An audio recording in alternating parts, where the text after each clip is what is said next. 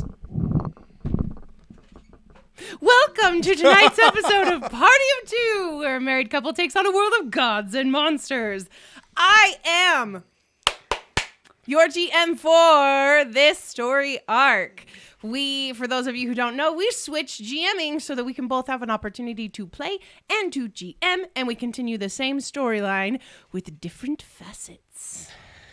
Oh. Weston is nervous. I am nervous. Everyone's nervous. It's fantastic. It is so weird being behind the screen versus not. It is so weird differently. Weird differently? Yes. It's weird differently.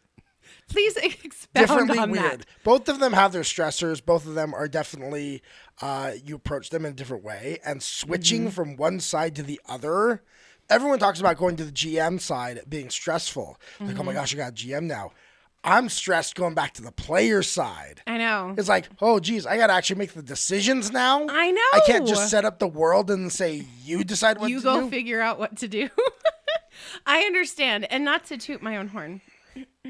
Doot, doot. But I messaged Matt Mercer asking him about burnout. I couldn't think of the word. And he actually replied to me, and he said that the best way to do it is to like switch who's GMing and take breaks as often as needed to keep yourself like up and excited and whatnot. And I replied to him again, and I told him that like it's interesting when you're the GM and then you flip to being the player and you're the only player. It's stressful. Not as much as a relaxation as you would think. It's still stressful, but it's fun in a different way. It is super fun. So I'm excited. I know you're excited. We're nervous-sided. Anyway, I'm super excited. Okay, so for a couple of announcements. First announcement is we will be dark next week. Well, Friday. Not Monday, but Friday, because Weston is abandoning me with my our three children, and he gets to go and be all alone in a hotel room for 5 days. Is it 5 days? Tuesday to Saturday. Yeah. 5 days. He is going on a work trip, and so it's not all fun and games. No. It's a lot of stress and a lot of work. For but 5 days. Because of that, we will not be having a show on Friday night. Nope, we won't. Be tears. However, we will be back March 18th with special guests and friends of the show, Tomes of the Chaos Bard. Both Abby and Dave are going to be in that episode that night. And I am not going to say anything else about that. It's going to be very fun. I would just say, to plug their show, Tome of the Chaos Bard is a fun D&D podcast. Family friendly, no Yes. cursing. They still deal with some more heavy themes like mental health issues, PTSD, stuff like that. But they are a fairly family friendly show. I would have no problems like with my 9-year-old listening to it. It's a really, really, really good show too. So go check them out. You can find their podcast wherever you find your podcasts. Yep, it's true. Okay, any other announcements? I don't think we have any. I don't think so. I would just like to say our hearts and prayers go out to everyone over in Europe dealing with the crises out there. Yeah. I work with a dev team out of Russia, and so it is on my mind. I know people who have dev teams because I work with remote dev teams. I know people who have remote dev teams in Ukraine. So just our hearts and prayers out to everyone out there on that side of the world dealing with all of that craziness. Yeah, that's definitely a time unprecedented in our world. So Fun. But I want to escape into Golarion. But we are going to go to Golarion now. Because that's funner. So we don't have any other announcements. So, Weston, play our intro, love. And cue intro.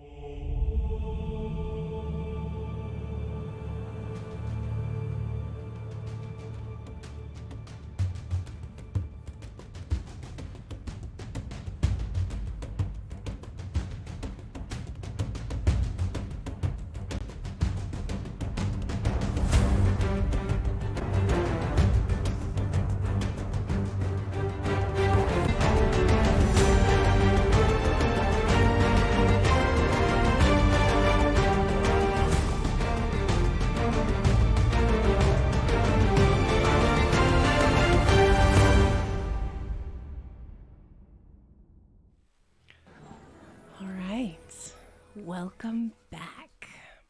Last we left off, for I hit the play button. Why isn't it playing? There you go. Okay. Wait, first, before I say anything, thank you, Starry Night, so much for that comment. That makes my heart very happy. Aww. Okay, so last we left off, Anna and Az were dealing with the aftermath of defeating the hags and discovering that Kuth Waldwin had his paws in the soul trade in Kintargo. As they were brought back up to the surface, Andoriana and Az were called and asked for at the palace or estates of Domina by Dominic and his companion. Sorry. While there, they explained the situation with the soul trade and that Kuth Waldwin had indeed been getting souls through the crystal stones through the hags in the bottom of Kintargo. My brain is getting very, very confused. Down in the temple of Mahathala. Mahathala. Do. And they discovered as well as in Anna that the entire Council of Peers has been called down to the border where the conflict with Cheliax is beginning to really rev up. They have been asked as official people, I don't know what the word would be, envoy, to be a part of the envoy to the queen, the Domina. She has specifically asked for them to come down. They, of course, had a moment with Sir Michael, and Anna asked Sir Michael for a specific type of dress that he had a very difficult time conceptualizing, but promised that it would be beautiful and wonderful when he was done. Az also asked, I believe you did, ask for a new set of clothes? Yeah. Mm-hmm. I mean, Az has really only had the one. With you can only press the digitation so much. I mean, eventually the threads start to wear break down. And, doesn't it, eventually, you can get that bleached look. Yes. Starry Night redeemed a hero point. And hi, Soul! Oh my gosh, it's so good to see you. Well, sort of see you. We can see your dragon. Bit. Also, Synth Knight, I just want to say, you have been missed. As soon as we saw your dragon jump up, we were happy. We were very excited to see your name. Anyway, so while at Sir Michael's house, they were intercepted by Captain Rogers, who wanted a debrief both as a captain and as a member of the Nightwing, which is the underground organization that had also asked for help from Andoriana and Az. They went home. They enjoyed a little bit of time. They had a very slightly awkward conversation about the fact that most people think that the two of them are together romantically. Hook it up. Because they live in the same home. And then we went to bed. So the morning begins to break. Sunlight streaming through the curtains and the window as you wake up with nothing on your plate at the moment. Az, what would you like to do? First thing Az is, of course, going to do is going to get up and he's going to start his morning rituals. Got to go through my spell books, prepare my stuff, meditate, connect with the magics of the universe in order to have my connection to Nethys, the god of magic. Mm-hmm. Yeah. Also, for anyone that does redeem a hero point, remember to say who you would like it to go to. At this time, it can go to either Az or Andoriana, but we will have other characters throughout that it can go to. But right now, to Andoriana or Az. So, Souls, sorry, tell us who you want it to go to. I'm going to prepare my spells for the morning. And then I'm going to grab my actually grab my staff, which hasn't gotten that much use lately, and I might go downstairs to see about some morning tea. Okay. Something herbal, something maybe a little minty to help wake me up in the morning. Okay. It's early enough in the morning that the halflings who were hired to help with the house are not currently there yet. And as Andorra... Okay, I will mark that down, sorry. One of the fallbacks of switching out GMing is that my notes were on a different computer. Should have brought them. So I don't remember the names of the halflings. Tip. Okay. Oh, geez. And I didn't... Tip. grab them because... See, we're so good at this game, you guys. Well, I expected you to have them. Hold on, it was Tip, and it was... I wrote it down on my other computer. Why did you write the computer? Because I don't know why. Do you need to go grab your other computer? No, Beth? it was Tip and This is the joy of Eom. Roman. Oh shoot.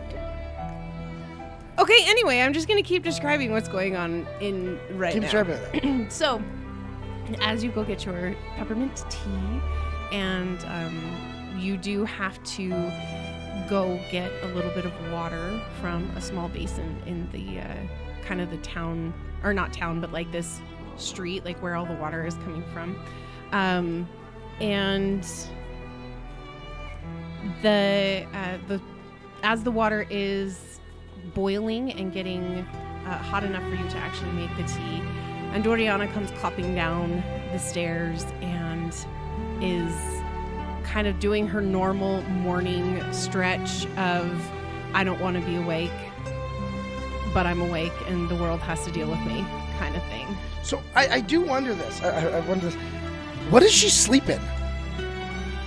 Well, you wouldn't know. She has armor. Like, what does she come down the stair wearing? She sleeps in like a tunic. What does she come downstairs wearing? In a tunic. She's like a tunic. It's like a big sleep shirt. So you're Snuggie. She comes down in the Snuggie. No, it's more snug than my Snuggie. Ooh. All right. Okay, not as snug as you were thinking. All right. So yeah, I'm gonna sit there. So the names are Yes. On, that's O-E-N-N, Jeffin, and Pin. Thank you. I write too hard for my D&D pen. I keep on breaking it apart. Okay. Awesome. Thank you. So yeah, I'm gonna sit. He's sitting there, reading, studying, as he sits at the table, just drinking his tea, pinkies out, Pinky's out. And Anna's gonna come in the room and just like kind of schlump on the table and be like, "It is too early to be awake." Did you sleep well? And cracking an eye open and just kind of blinking. She's gonna say, "Yes." You know that if you stopped letting Bruce sleep in the bed, you would probably sleep better. He needs a lot of space. He's very big, and at that point you do see Bruce kind of come around the corner, and his massive Cane Corso size is just like schlupping against her, and then comes over and nuzzles you to be like, "Good morning," and is wanting attention. Az kind of reaches down, kind of does the scratch along the side of the head. Good morning to you.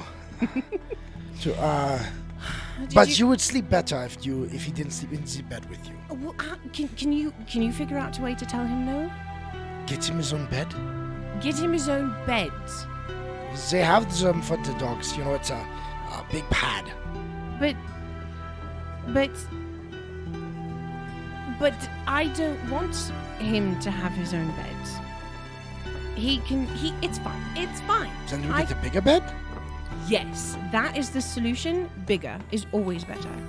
But always. You must remember, we aren't poor now, Anna.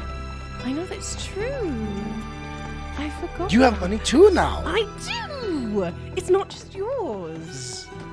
Does that feel It's very good to have your own funds? It's very strange, to be honest.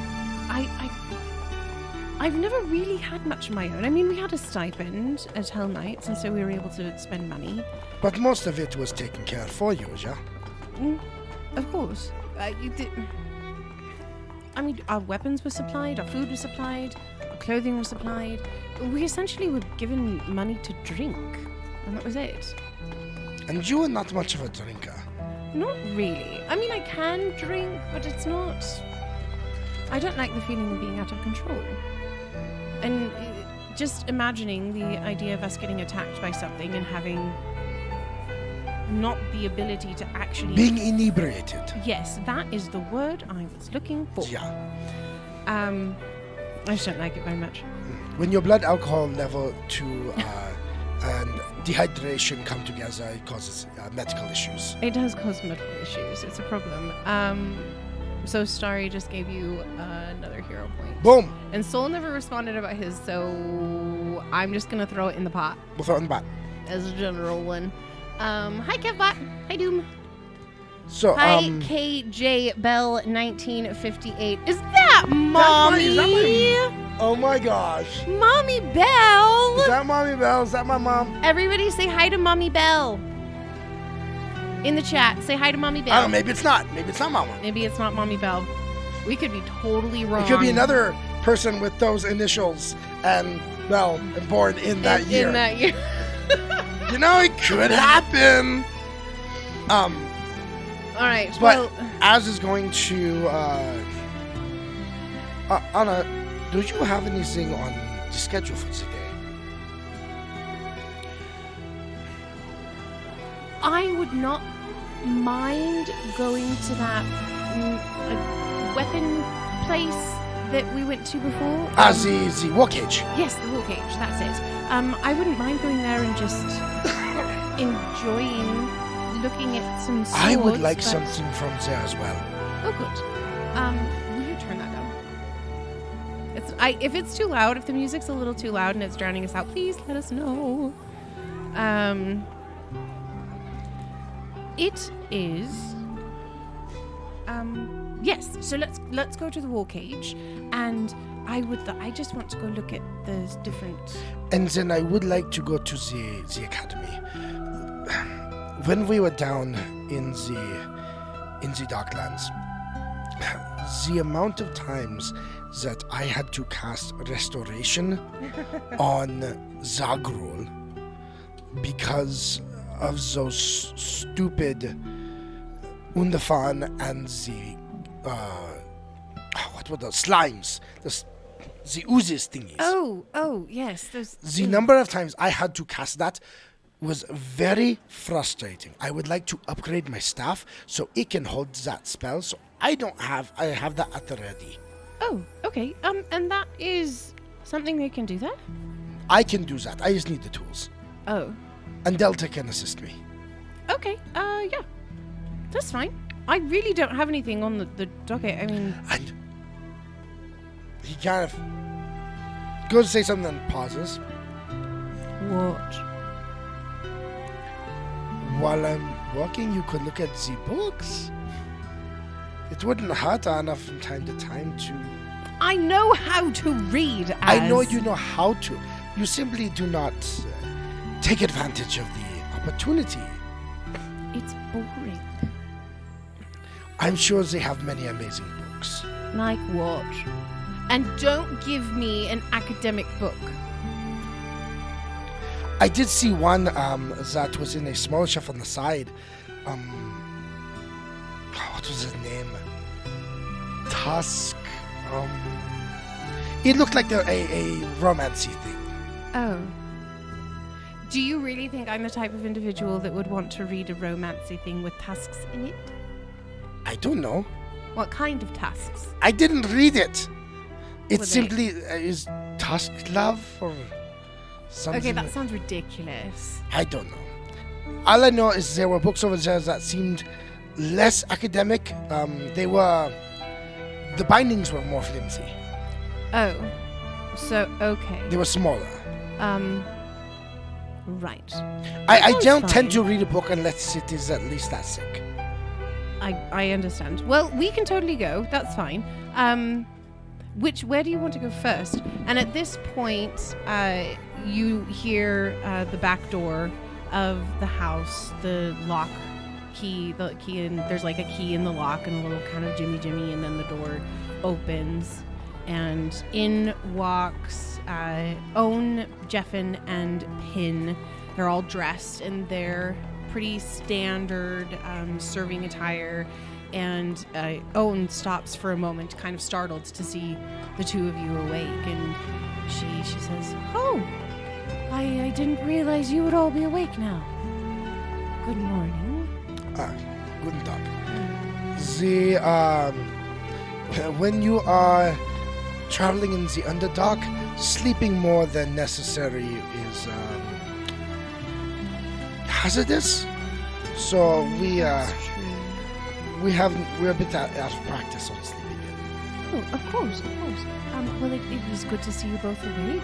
And as they begin to clear through the doorway and into the door, Bruce bounds off after, or through the door, and Anna just kind of looks at everyone and says, "I guess he needed to go. I will be right back." And she kind of follows him out the door and stands at the bottom steps. So Owen goes into the kitchen. Pin immediately heads out to the front room to begin doing the weekly kind of cleanup, and Jeffin grabs some tools to do a little bit of work on some different areas of the house that might need it. So who's in the kitchen? Owen. So as it's in there, we'll look over to Owen. Owen, where did you get your training? Oh, I was the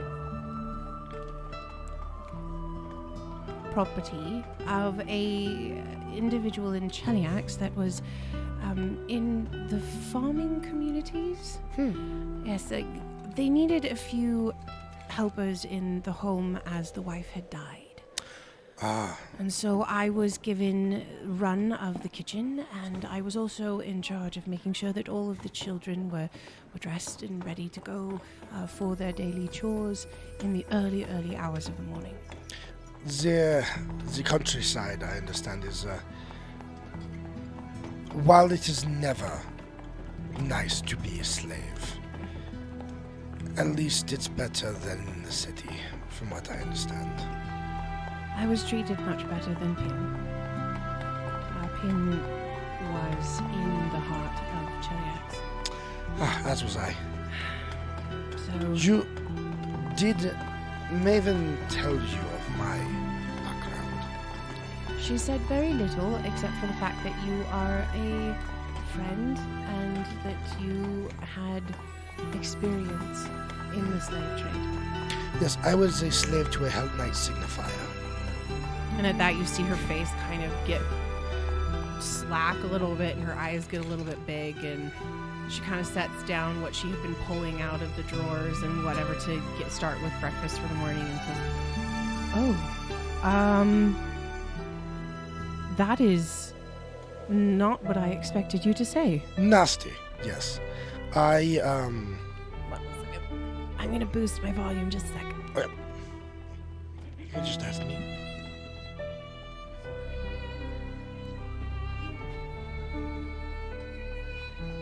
Okay, hopefully this works a little bit better, Kev. That's I now- just boosted the volume a little bit. I became a member of the network. I have been a member of the network for most of my life.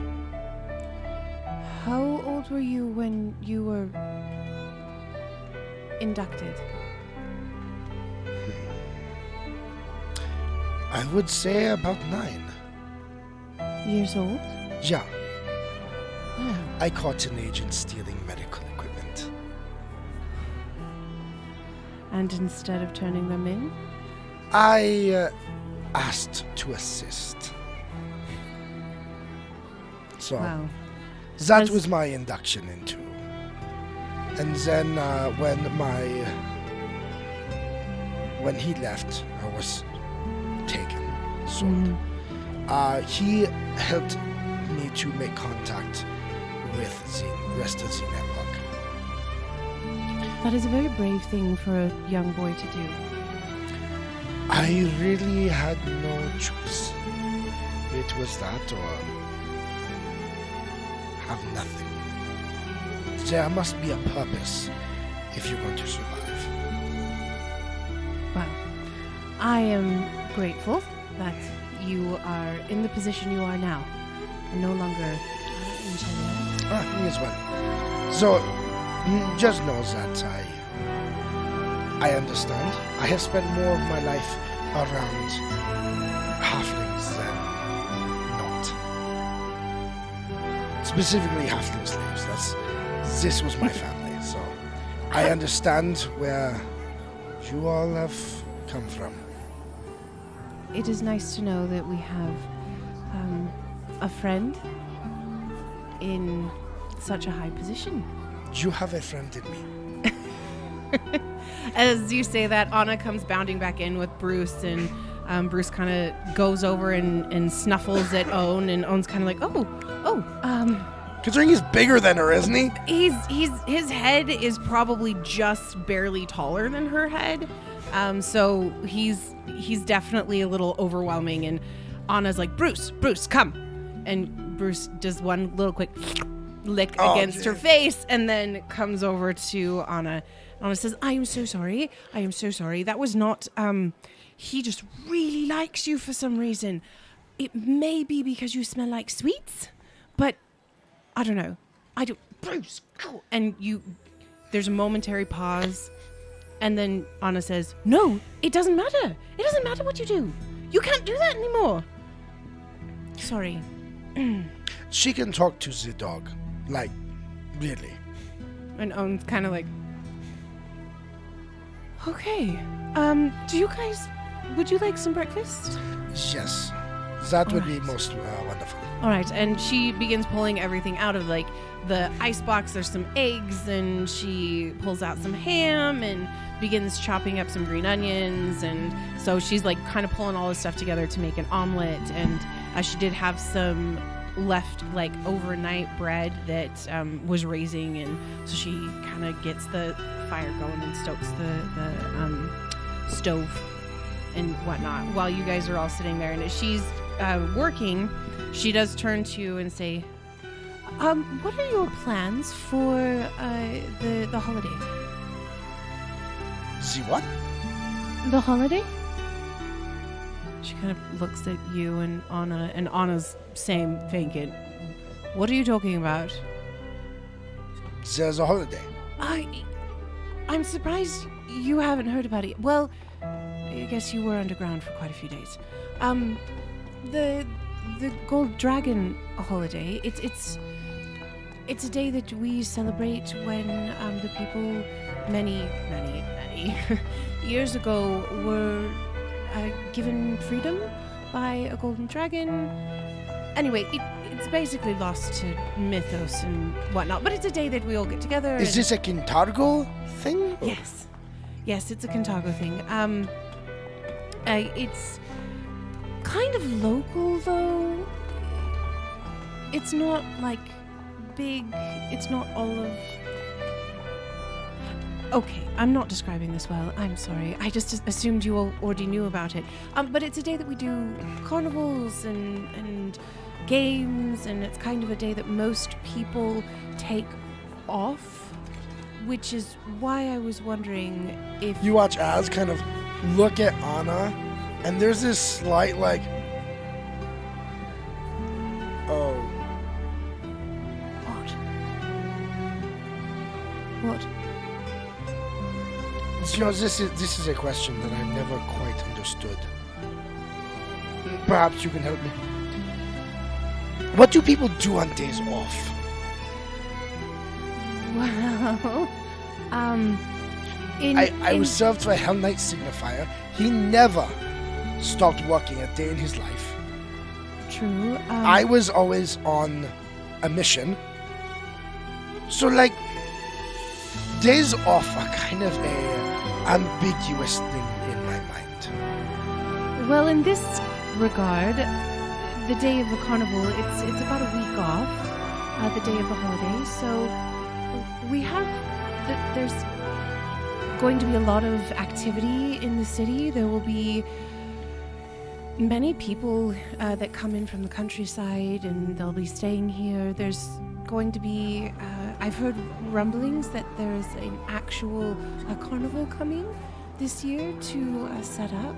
It's a traveling ordeal, and it's a lot of food and fun, and most of the time when people take days off, they go and do leisurely things like... Wait. So is this something to where most people take off? Yes. For this? Most people take the day off. Do they close the schools? Well, official courses are not Anna, done. What? the academy. What? It might not be open. We need to find out. No. And Owen kind of puts her hands up, and they're dusted with flour, and there's like kind of a poof around her as she lifts her hands. And she says, "No, it's only one day, but it's a week from now." But they do normally cancel classes, and I know that the children don't do their normal thing, and there's... Oh, children's schools. Oh, okay. I was thinking of the academy, like them closing it down. I can't go that long without new reading materials.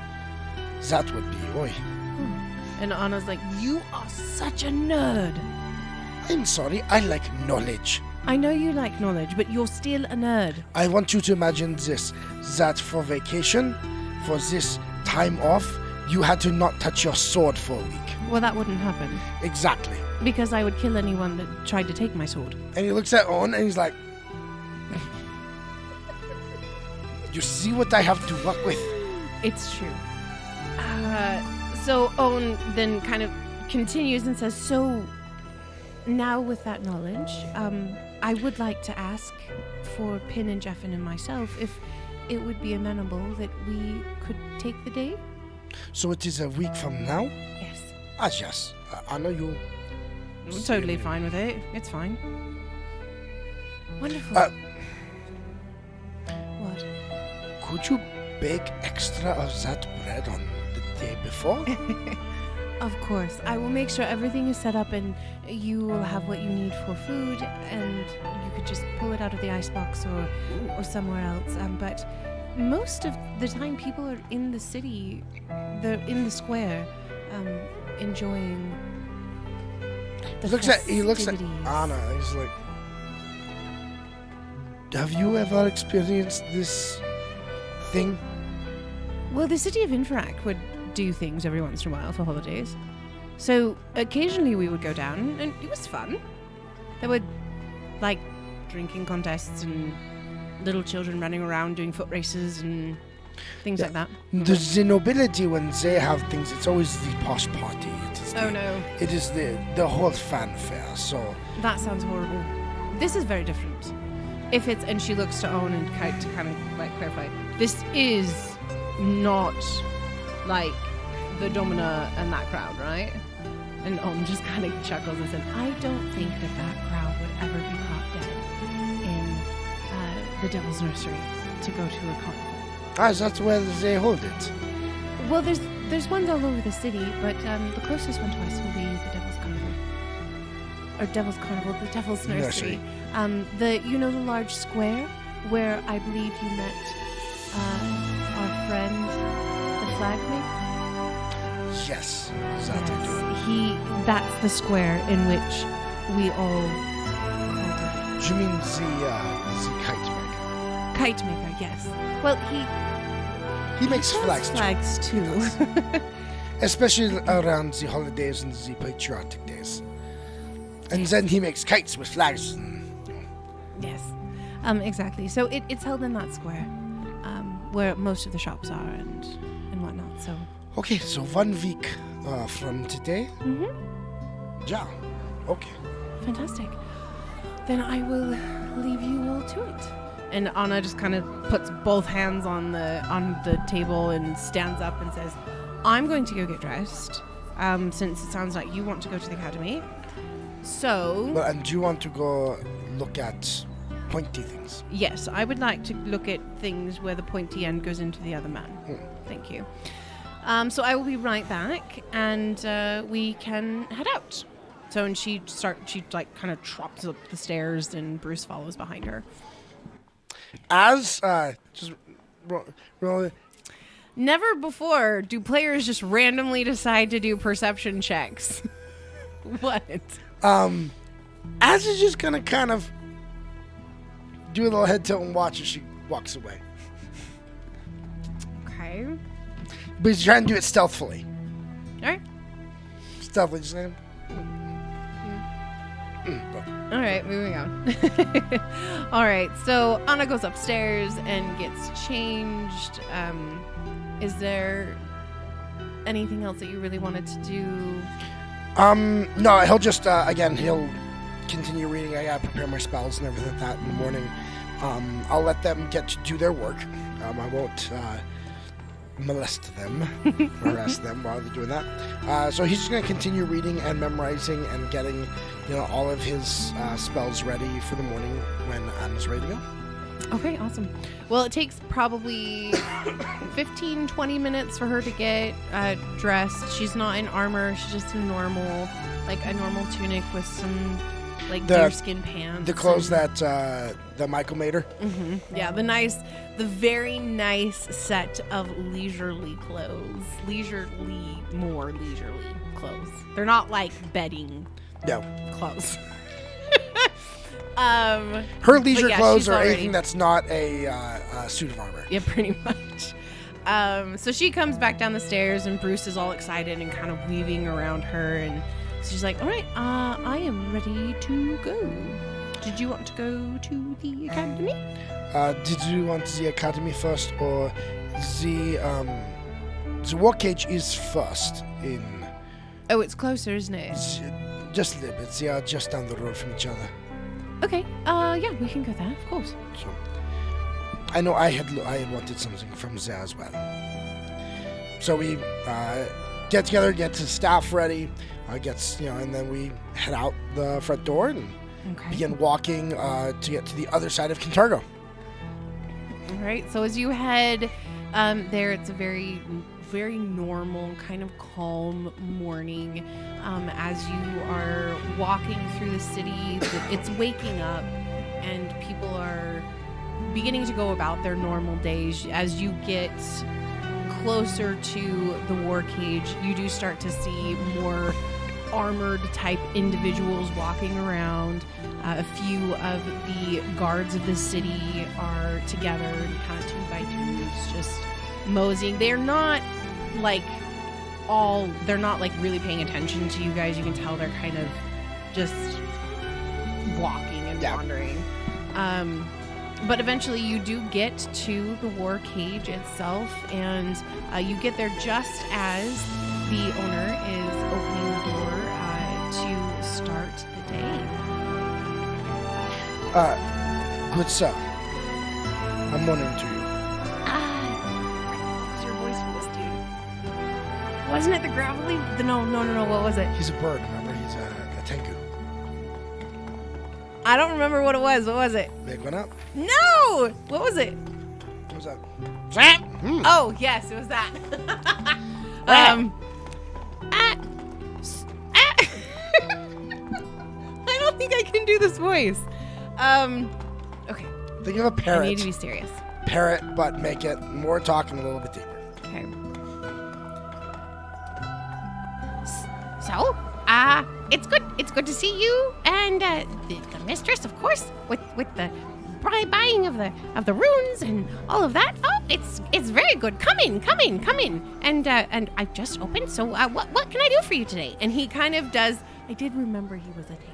Mm-hmm. But he kind of flits around a little bit as he's like kind of almost like waking up the merchandise, as it were. You can see he has a ritual of which he does the morning things, but he eventually gets back behind the counter and is saying, "Okay, what do you want?"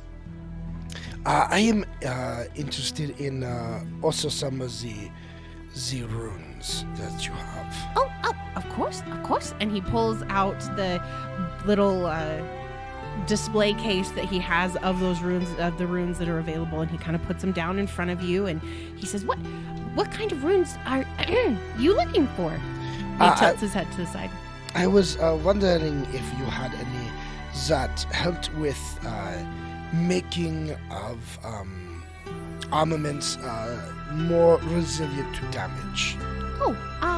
Well, you might need to be a little specific, because there are many things that can do many things of the runes that I do have.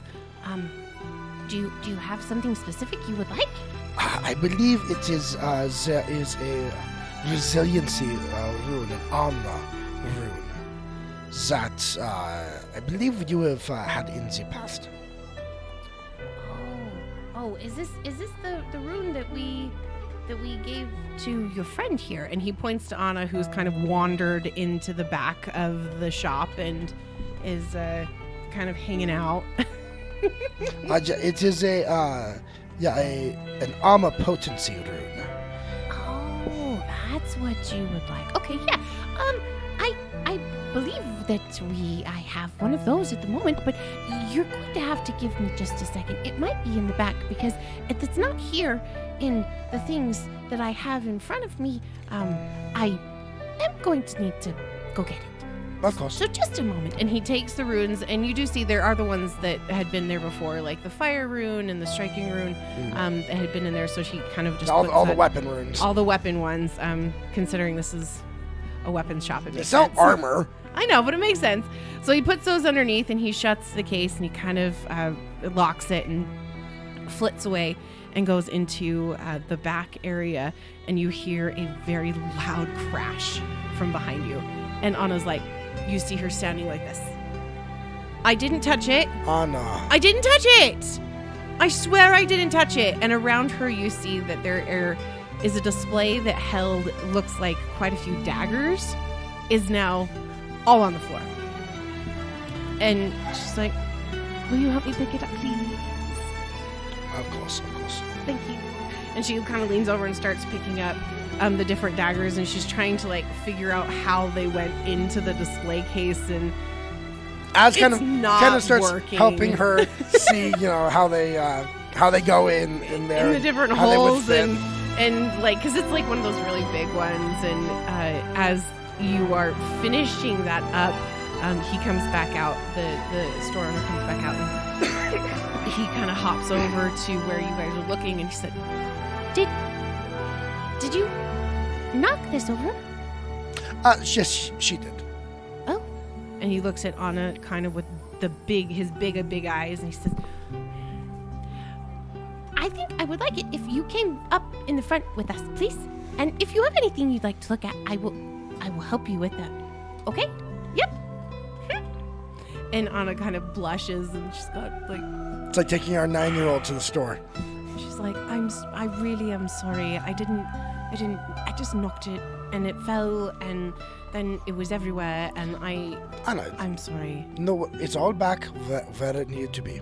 Nothing is out of place. So. Oh, yes, so the rune. And he goes back up to the front kind of display area, and he puts it down in front of you, and he says, well, this is the rune right here for you. If you have anything else that you would like, we can kind of maybe put them together and make a deal. Or if you just want the rune, then I'm gonna say I would like 50 gold for it, please. 50 gold for that? Yes. Anna, do you need anything else? I meant 100 of it.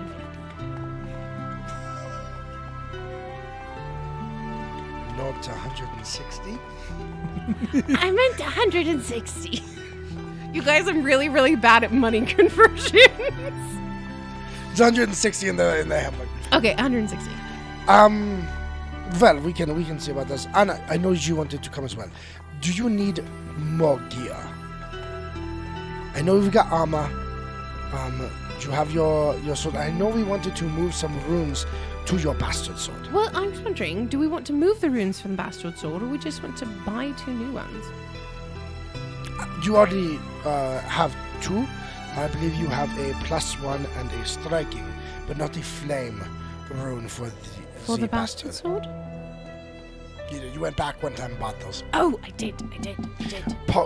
Might be a good idea to get something other than flame. So then you have the great sword with the flame and... Maybe acid? Would acid be a good thing? I don't know if you do acid on a weapon. Can you do acid? Would it melt the weapon? I don't know. There are many options that are available to put on it. You can do... There is corrosive. You can do acid. Electricity, frost. You can have it do cold. And the shopkeeper says, I do have the opposite of the fire rune, which is the cold rune, if you would like that one. Or there is the shock. I don't have the shock one, I'm sorry. Do you have a thunder? A thunder. Thunder. Oh, thunder. No. It is a rune that when you hit, it also releases a very loud sound, and the sound will damage them in addition. Yes, I do know what thunder is. I don't currently have one of those, though. Sorry. But we do have the ice one if you would like to, or the cold, if you would like to, and he looks at Anna, if you would like to give your weapon a complimentary part of the sword to what you currently have.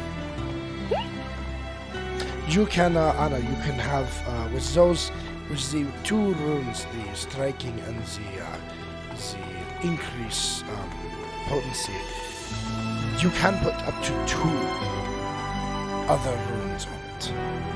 Well, it makes sense to do the cold one, though, doesn't it? I would see that, because then we can switch. I mean, if you're fighting something that is fiery, you don't want to use the great sword. If you are using something that is, is affected by cold, you can switch. I like that idea. Let's do that. She looks forward and she says, okay, so we're going to get his one for 160, yes? And then mine, how much is mine?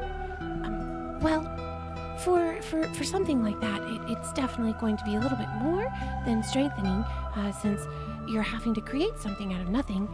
So it's we're gonna go with 600 on that one.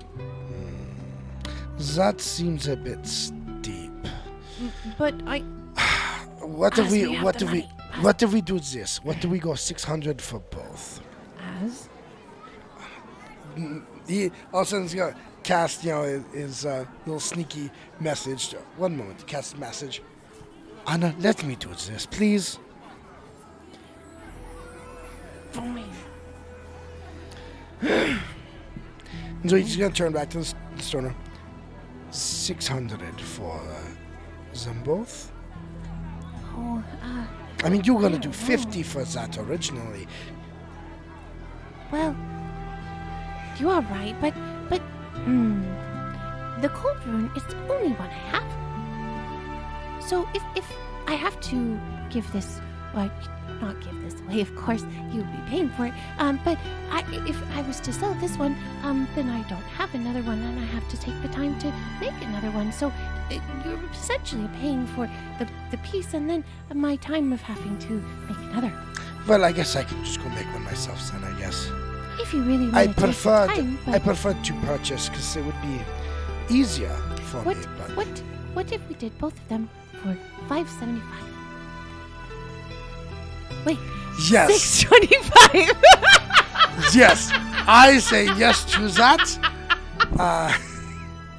This is like bartering with grog. This is so like bartering with grog. Oh my gosh. Well, you are right. I did say it. So, I guess that's Wunderbar. This is what we're gonna do. Anna, do you want to pay me back for the the frost rune later? Yeah, I'll Venmo you. I don't know that spell. So Azul will pull out the 575 Okay. from his stash Okay. and give it to him. Oh my gosh. That was awesome. All right. Well, the shop owner, he takes the 2 runes and he kind of puts them in a nice little sacks and then kind of hands them to you and says, "No, ma'am, miss, did you want a sword or? I mean, you were looking at the daggers. Did you want a dagger?" And she kind of folds her arms and kind of her hands into her chest and she's like, "Nope, not anymore." Sir, are you well acquainted with many types of weaponry? Of course. He pulls out of his out of his bag, a dagger that is, and unwraps a bundle and unwraps a cloth and puts down the dagger, the one from the hag. He kind of looks at it for a minute, and Anna takes half a step back, just a little bit. And he picks it up and he's kind of examining it in his hands, and as he's holding it there, he kind of pauses. And he just holds it. It's like his entire being goes into focus on this dagger. And after maybe a full minute of him standing there like that, he very gently and with much more care than he picked it up, puts it back down. And he says, You don't know what this is? I have some inkling, but I am not an expert in weaponry. I do not understand the material it is crafted with. I do not quite understand its nature. Well, the first thing I'm sure you noticed, before, was a voice. Yes? Yes. Okay. The voice that you heard, is a soul trapped inside of this dagger. Assumed that. And Anna kind of freezes, almost like, wait, a soul? I thought we discussed this, Oriana. I know, but that was in theory. This is for real. What do you think I do in my studies? It's just a little bit to try and take in, considering the fact that this is... Yeah. Az is going to reach into his bag and he's going to pull out one of the soul crystals. This I know. This is used to trap souls. We freed this from a hag. This, he touches dagger, is not made of the same thing. No. So, as a expert in weaponry, I simply wanted to see if you had any awareness of the crafting of such a thing. Or uncrafting of such a thing. Oh. Well, these are made of very unique materials. and he's kind of looking at it. He says, I don't know off the top of my head what this would be, but I would take it if you would like, and I can look at it and get more information. Or if you would like, you can take it back, of course, and I can do what search I can. Yes, please. I'm headed to the academy as well. I have contacts there within the magical studies, and so I'm going to have them take a look as well. Oh, okay. But thank you very much. Yes, if you could look into it, some. Of course, it's a very unique piece. It's something that is normally only spoken of in rumor. It is very interesting to see one in person. Yeah, it's strange to hold, no? Do you know the mythos behind daggers such as these? I do not. Most of the time, they are coming from places of darkness, of fear. Sounds as if the soul trapped within is not in a happy place, to say the least. But the dagger normally traps the soul, and you said you got it from a hag? Yes. Okay. It normally traps... You seem well connected. Mhm. Did you hear of the issues of certain individuals falling ill of late? Yes. Well, I began to notice some of my regulars were not coming in anymore. But I didn't think much of it as the fact that they were soldiers and mercenaries. So, they would be gone. Yeah. No, we had an infestation, as one would say, here in the city. So, As part of the hags? yeah, Wow. they were feeding. Oh, So, that is not a good thing. But you took care of it, I assume, as you have a hag's dagger. yes, we assisted the Silver Torrent. Oh, yes, I am very familiar with the Silver Torrent. But the dagger normally will hold, if you got it from a hag, will hold the soul of the mother who raised it. I feared so. He puts the cloth back around it, kind of wrapping it up. Thank you for your assistance. You're welcome, and I will do some investigating through my contacts to find out if it can be unmade. Thank you. Yes, of course. Well, Anna, Yes. he does look around. Can I do sense motive how she's handling that conversation? Yeah, go ahead. Natural 1. I'm using my first hero point. Okay. First hero point of the night. Rub it on the gun. It only took an Rub it on the chest. Rub it on the chest. 19. Ooh, that was a good one. 19 plus my perception. Thank you, Starry Night. Yes, thank you very much. Let's just see. So that is a 35. 35.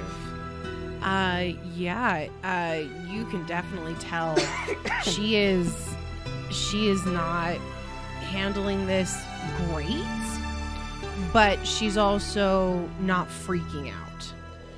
She's just in that place kind of in between of trying to process this new information.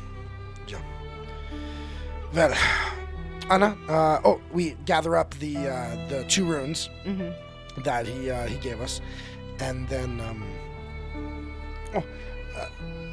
question for you. What would you charge to actually, Anna? I know we have multiple things that we want to craft.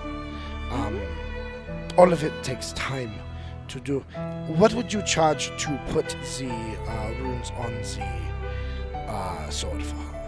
Oh, that does take a few days. So, labor and probably 200 gold to put them on. If there's only one. If there's more, then it would be more. Nah, I'll do it myself then. Okay, that's Well- fine. If you decide that you would like to not do it yourself at any point, I am here. Thank you. Anna, here you go. Yes. Right. Bruce, come. And Bruce comes trotting along from the reaches of this store, and just follows you guys kind of out the door. As you're walking out, he turns to Anna. I guess we could have blamed it on the dog. I don't necessarily want to blame things on Bruce. I feel like if he was a normal dog and you couldn't understand him, he'd be perfectly fine. But Bruce, actually does... Jules.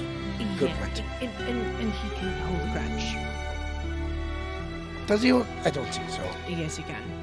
Trust All me. you do is scratch him behind the ears and he forgets. No, he definitely does not. Is he holding a grudge for something, Anna? He might be a little angry that I kicked him last night, so that's part of it too. But Yeah. we need to big a bed. We should go find someone who is a purveyor of beds. Maybe get one of those nice squishy ones with the new foam thing that they've come out with. You watch him kind of pause and kind of stop walking for a moment as you say this. She kind of takes a few steps forward and then realizes you're not standing next to her and she kind of turns. What? You made a comment recently that makes me start thinking of how things look. What, like around here? And she kind of looks around. The perception people have. Oh, of us? And I simply had in my mind this thought. We show up and we tell this purveyor, yes, we need a bigger bed. And he laughs, kind of chuckles with you. And, well, I think it's probably fine. the academy, Zen, Yes, of course. and Delta can assist me to put these on, taking 1 day Oh, per. wait, we have to stay there the entire day? It takes a couple hours. That is why I said they have those books. All right, fine. I'll go follow your Tusky. I'll go read your Tusky thing. Tusk level, whatever Yeah. it's called. And so he starts to walk towards the academy, which is, I guess, only a couple blocks, I think, from the Yeah, it's in the war same. cage. Yeah, but it's in the same general area. You guys get there. It's kind of a normal school day. There's students running around, and there's some kind of hanging out on the lawn in front of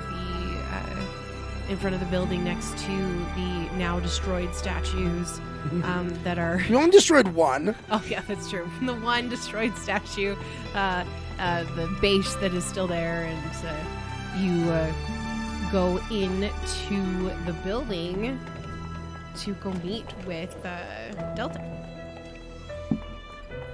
So we, I know where his office is, so I head straight there. As we head in, what's Delta doing? at the moment? So when you get to his office, you knock on the door, and from the inside you hear a "Come in." Delta. How? He turns and he's at his table, and he looks up at you as you turn in, and he's been poring over some maps, and he says, "Oh, it is so good to see you. It's been some time." Az walks up and does a little bit of a formal bow. And Anna's watching as you do that, and she kind of like, "Oh, frick," and she kind of tries to do it too, and is not very good, and she just gives up and just stands there, and she's like, "Hi." And as then, Delta, I have some interesting things to show you. Yes, I hear you created quite a stir with the sewers and being underneath. You've heard. I'm friends with many people in the city. I assumed I would be seeing you soon. Well, I have two things that we recovered down. Were you aware that there was a temple to one of the what is it called? I guess there's no nice word to say.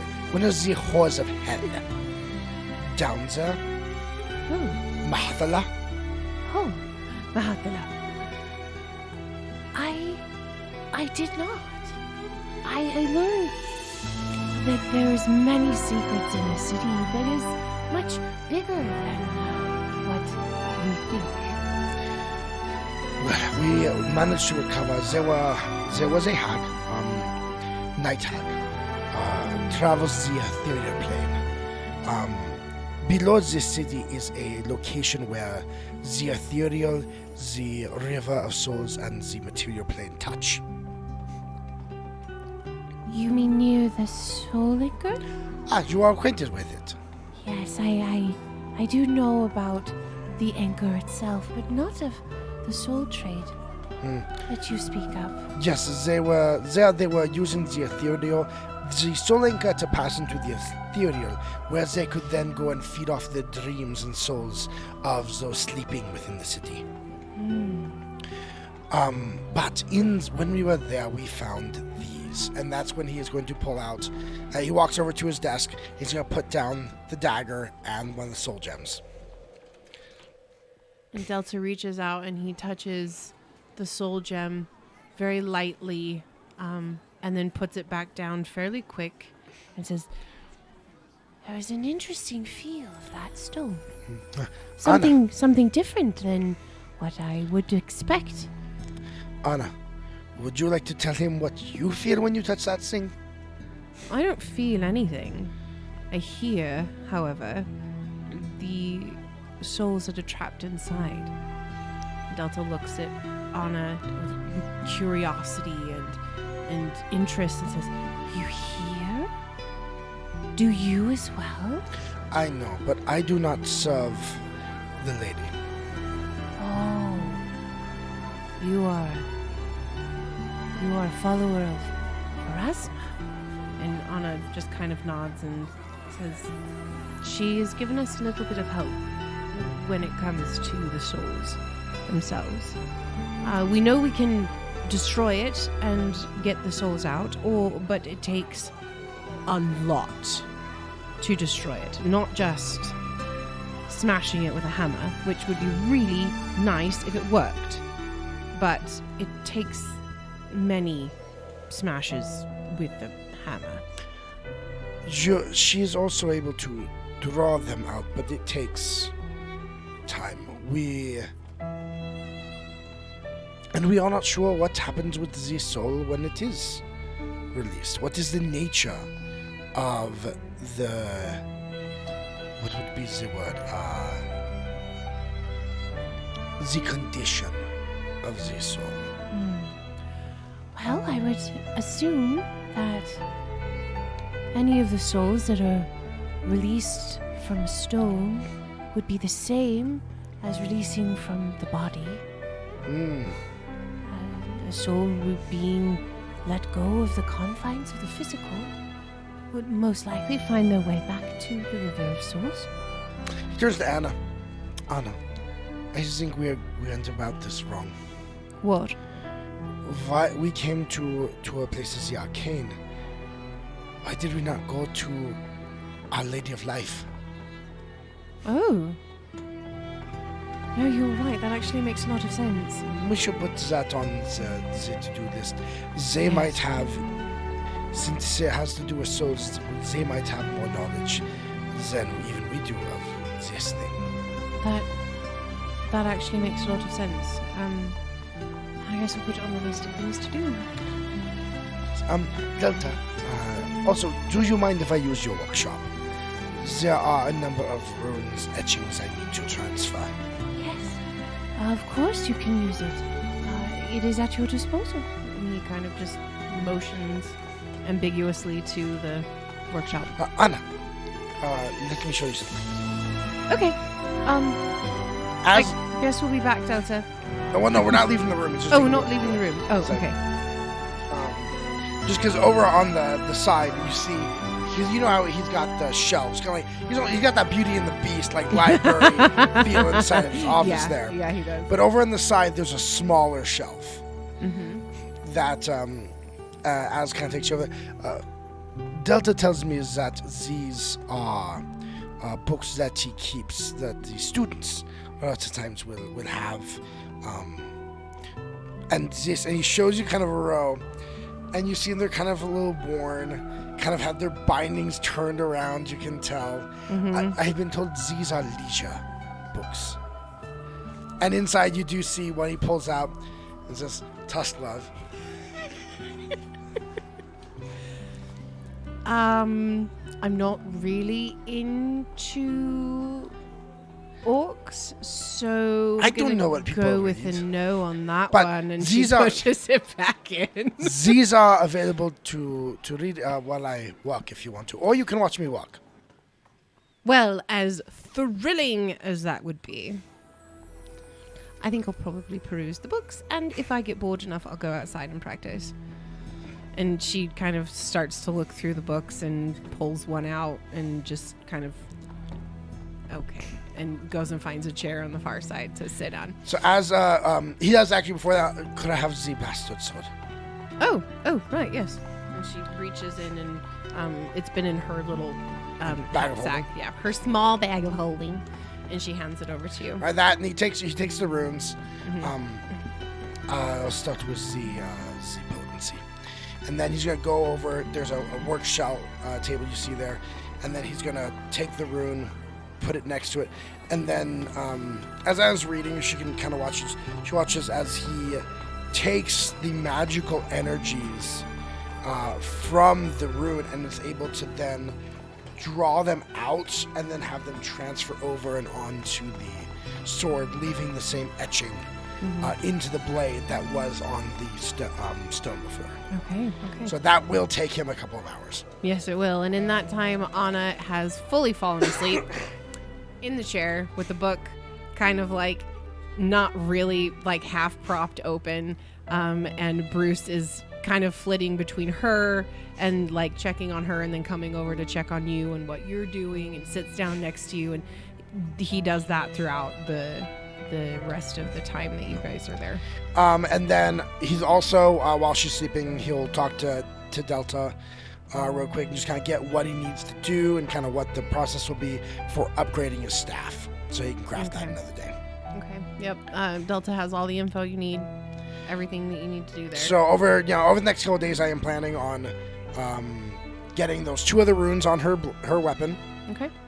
Putting the weapon potency rune on my clothing, because Explorer's Yes. clothes, you can actually put that on there. It gives me a +1 to AC. Yes, it does. And then upgrading my staff. So those take a day each. That'll be about 5 days. Each day we'll have to go a couple of hours and do that. Yeah. Okay. Well, during that time, that same time, Anna is going to kind of practice with, she's going to go hang out with the guards for a little while and go practice different maneuvers with her new bastard sword once you get that one finished, and then with her great sword and getting faster and better at different types of stances and things like that. Az is going to do, is she going to do that like while he's gone to the academy? She'll do that, or Yeah. Like, so while he's off doing his stuff, she's going to go and do her thing. One of these days, one of the times, Az is going to. Anna, one thing I do remember when we were down in the Docklands, there were quite a few times, especially on the bridge, when it seemed like it would be useful for you to have something that has a further reach. I know, right? That was like really frustrating. So he pulls out the dagger, the one I can't. Did you pick up the card? It was over there. Oh, thank you. Yeah, the maternal soul dagger. And he pulls it out and he kind of holds it out. This does have properties that would be helpful. And he turns and kind of faces like a wall or like a pillar. Are you touching the dagger or are you touching the I'm touching the dagger. fabric? No, I can hear her. Okay, yeah. So as soon as your hand touches the dagger, you hear the light whimpering and the quiet, almost teary sound coming from the dagger. Yep. And Az kind of takes it, recognizes it.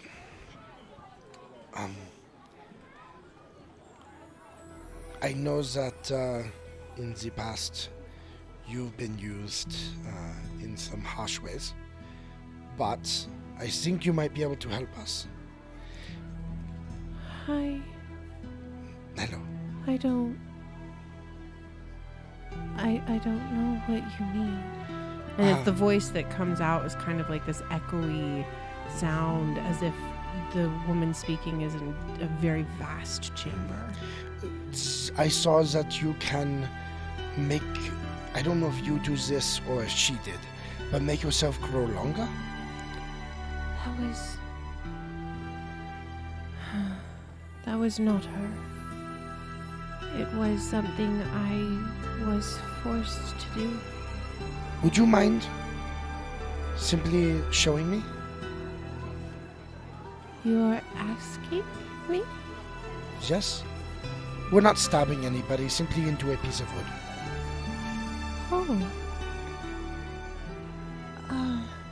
You can tell she's kind of like shocked at this idea that you're actually asking her to do something instead of commanding and demanding that she do it.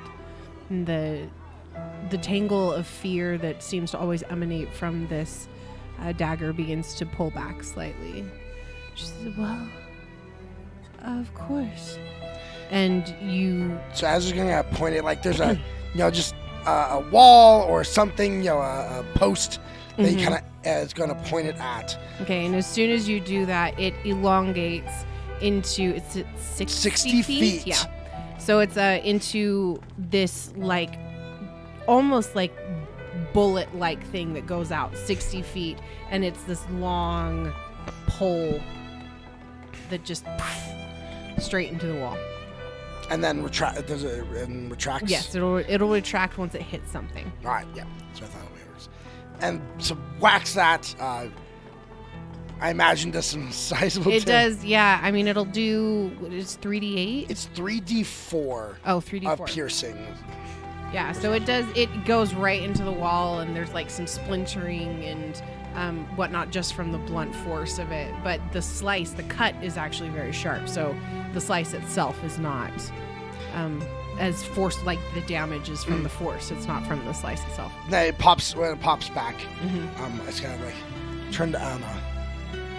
Well, that's very handy. That is what I thought. That's what that does? Part of it.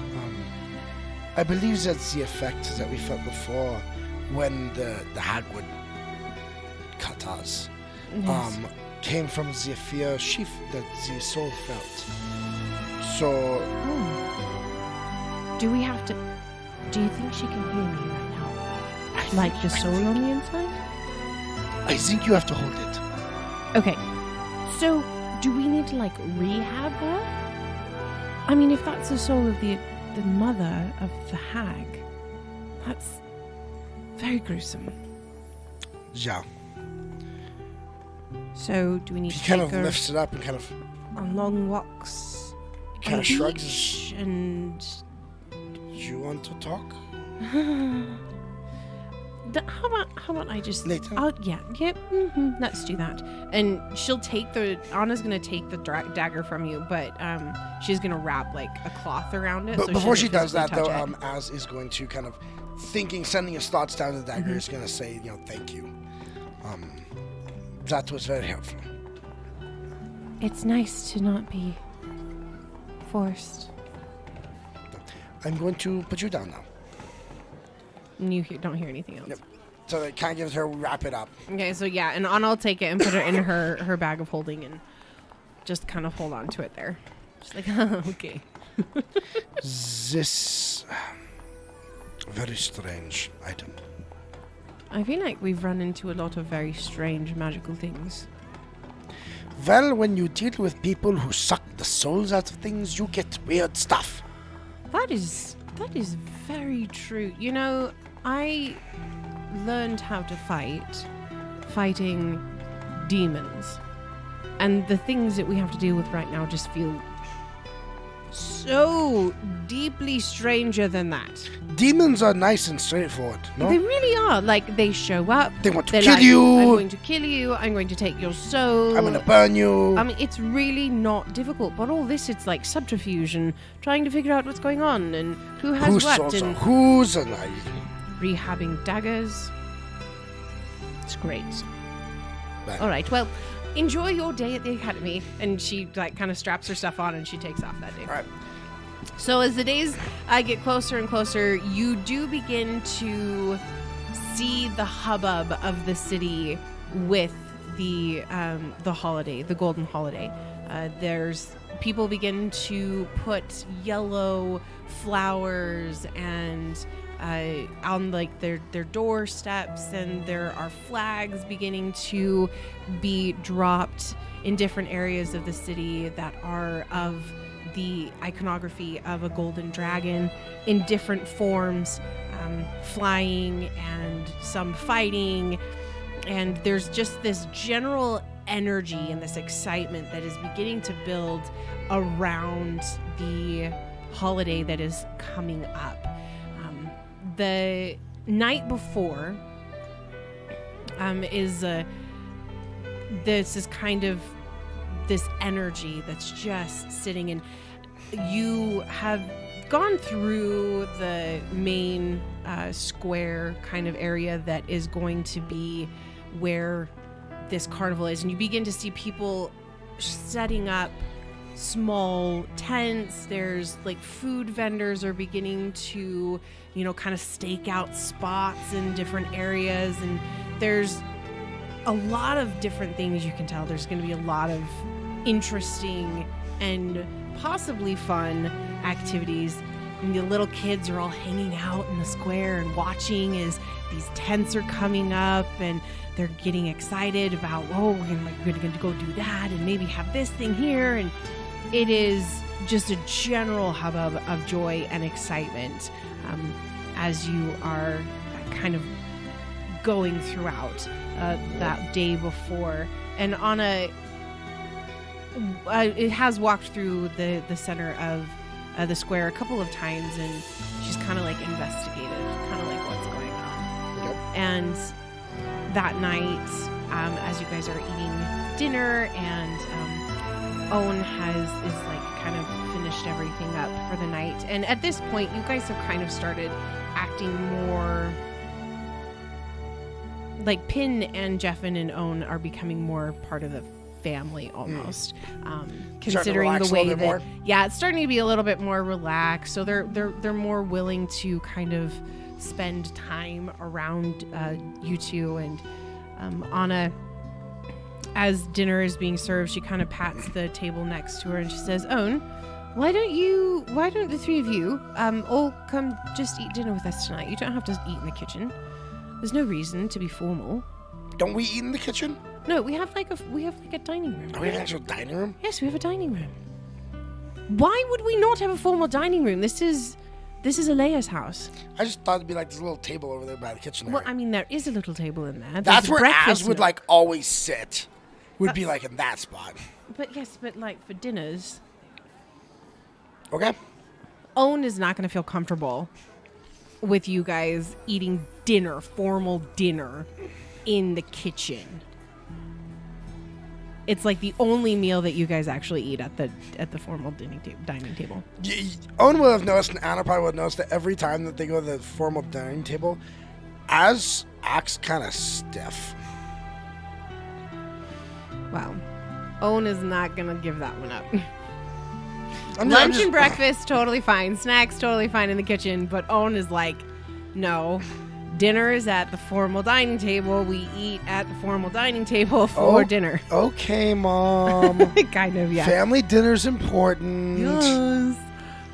But so can we eat in front of the TV? That's our children every night. Anna kind of like pats the table and says, please come eat dinner with us tonight. I know tomorrow's like the big holiday and whatnot, but I feel like it'd be nice to have everyone in here instead of... Question for you. Yes. When Az and Anna sit down there, because generally it's just two of them, do they sit next to each other or across from each other?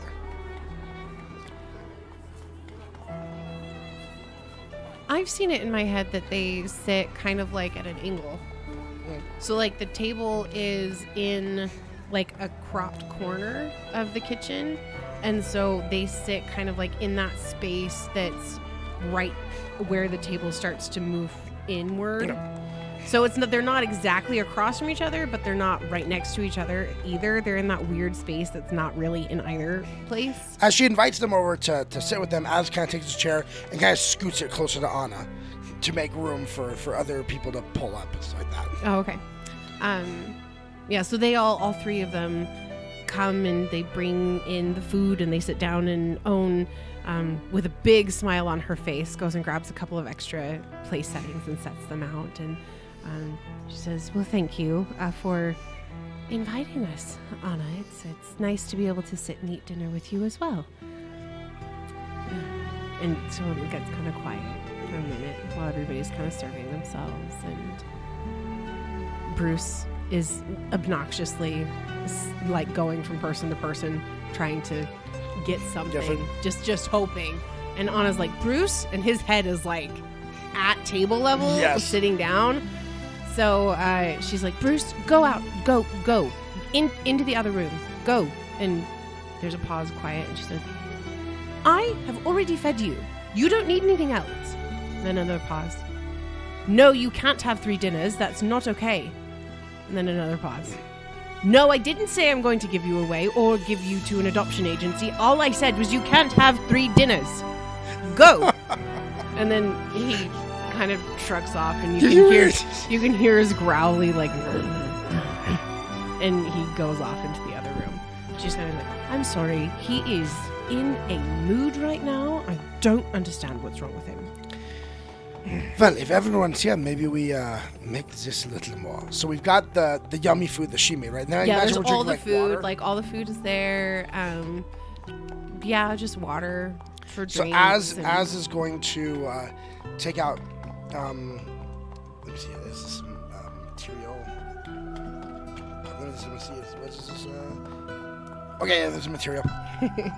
So Az takes out of his bag a little bit of a powder substance, actually salt, and he walks around to each of the glasses, and as he sprinkles into each glasses, he mutters under his breath, Nethys, god of magic, bring new life. And he just kind of sprinkles it in each one, and then suddenly you watch as they all change into a rich red wine. Oh my. Apparently, Az is feeling like a rosé today. I thought it paired well. And Owen kind of picks it up and brings it and smells it really quick and kind of swooshes it just a little bit. And she takes a sip and she puts it down. Eyes get kind of bigger, and she said, this is wonderful. It's much better than what we have had in the past. Az, you have a talent. Well, it's magic, more so than cooking. Well, that's what I meant. There are others who could do a spell like that would not make it taste so good. That's wonderful. You have to pull it from your memory, from your thoughts, and being in these circles I have tasted the best wines in all of Cheliax. I can imagine that you have. It's wonderful. Thank you very much. Thank you. And Anna kind of like giggles a little bit at like just how Owen is kind of like just loving you. And she's just kind of like, oh, it's so cute. Everybody falls in love with Az. And Az, of course, when they're at dinner like this, he has the most perfect table manners. And possible. Anna doesn't have horrible table manners. She's just kind of, it's like rudimentary. Like she doesn't care. She knows that she could do it another way, but she just doesn't want to. Whereas Az, like, perfect fork's there, this fork's there. The salad fork is on the top. Everything's perfect because he had to eat in front of nobility. Mm-hmm. Quite often. Yeah. As the dinner begins to progress, Anna does ask, so the 3 of you, and she looks at the 3 halflings, you know about the holiday, right? Like what it is and stuff and things like this golden dragon. What is the story of the golden dragon? And I'm interested as well. That I was not acquainted with this folklore. Yes, I'm not either. So, if you guys could tell us a story, that would be fantastic. And Owen kind of finishes a little bit and looks over at Pin and says, Pin, you know the mythology behind the gold dragon better than I. Oh, wrong accent. You know the mythology of the golden dragon better than I. Would you be so kind? And Pin puts down her fork and her knife and kind of takes a deep breath and says, well, I heard it as a little girl that the gold dragon was the protector of all humanity. That our race, not just like halflings, but like all of the races of the humanoid types, that we were all born from one type of person. And over time, that type of person began to change and be different and whatnot. And the one that oversaw the peace of all of it was the gold dragon. Doesn't do a very good job, does he? Well, this was a long time ago, right? This was like at the beginning of time. And the gold dragon, when the different races began to happen, he would take a group and he would go put them somewhere else. And then be like, this is your place, and this is your place, and this is your place. And that explains why there's so many different people all over the world. But people in general, all people, began to be wicked and evil and begin to turn on their master of the gold dragon. And the gold dragon began to be a symbol of oppression and anger and hatred within all the peoples. And at one point, one of these evil men that it's supposed that he was an orc. I don't know if that's true, but that's what they say. Had what is called the globe of golden dragonkind that could control all the gold dragons in the whole world. So right, there's not just one gold dragon, there were lots of gold dragons at that time, and this evil man got the gold dragon. Were they all taking people and putting them all over the place? It was like the one big one was like in charge, and then all the other ones were like... pyramid scheme. No, not... Well, I don't know what you mean by that, but he was the top. Multi-levels.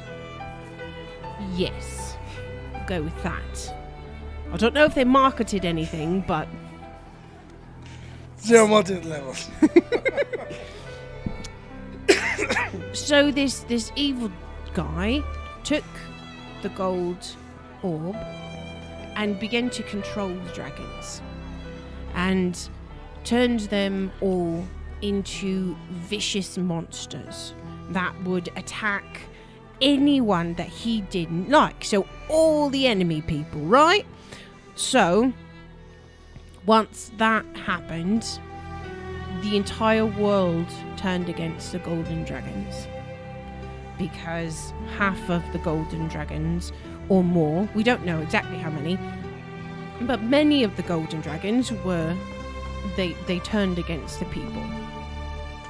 So after all of those golden dragons were destroyed and killed, they found the globe, and the good people destroyed the globe into lots of little pieces, and it said that there was one golden dragon that was left, and all the rest of them were destroyed. And that golden dragon restored the peace and took the golden orb pieces and hid them away into an island that has been lost to time. But now we celebrate the golden dragon that saved humanity and stopped the evil wizard, sorcerer, orc person with the golden orb. Why is the spellcaster always the bad guy in these things? You know what I mean? Like, this is a bias. Or is this the evil sorcerer, the good warrior who stops the evil sorcerer? And Anna just starts to giggle. It was like, as I think you're reading into that a little bit too much. But you know this what is I just mean, a fairy story. It's not real. But And Pim says, no, so parts of this aren't real, right? Of course, like, I mean, you're not going to have all of everybody and everything coming from the same person. I mean, that doesn't make any sense, does it? I mean, you can't go from a human to a halfling to an orcish person. Like, that doesn't, obviously, well, that actually, doesn't there make are sense. theories that the changing of the All human right, beings so we're happen just not going to go with that. We're just going to say that's not true. It's evolutionary changes Oh, based on... gosh. And Anna's just like, don't even fight with him, Pin. Don't even fight with him. He'll win. It's like, but the golden orb is real. They've been able to track it through history. And it was destroyed at a certain point, and it did have the ability to control golden dragons. That would be a powerful magical item.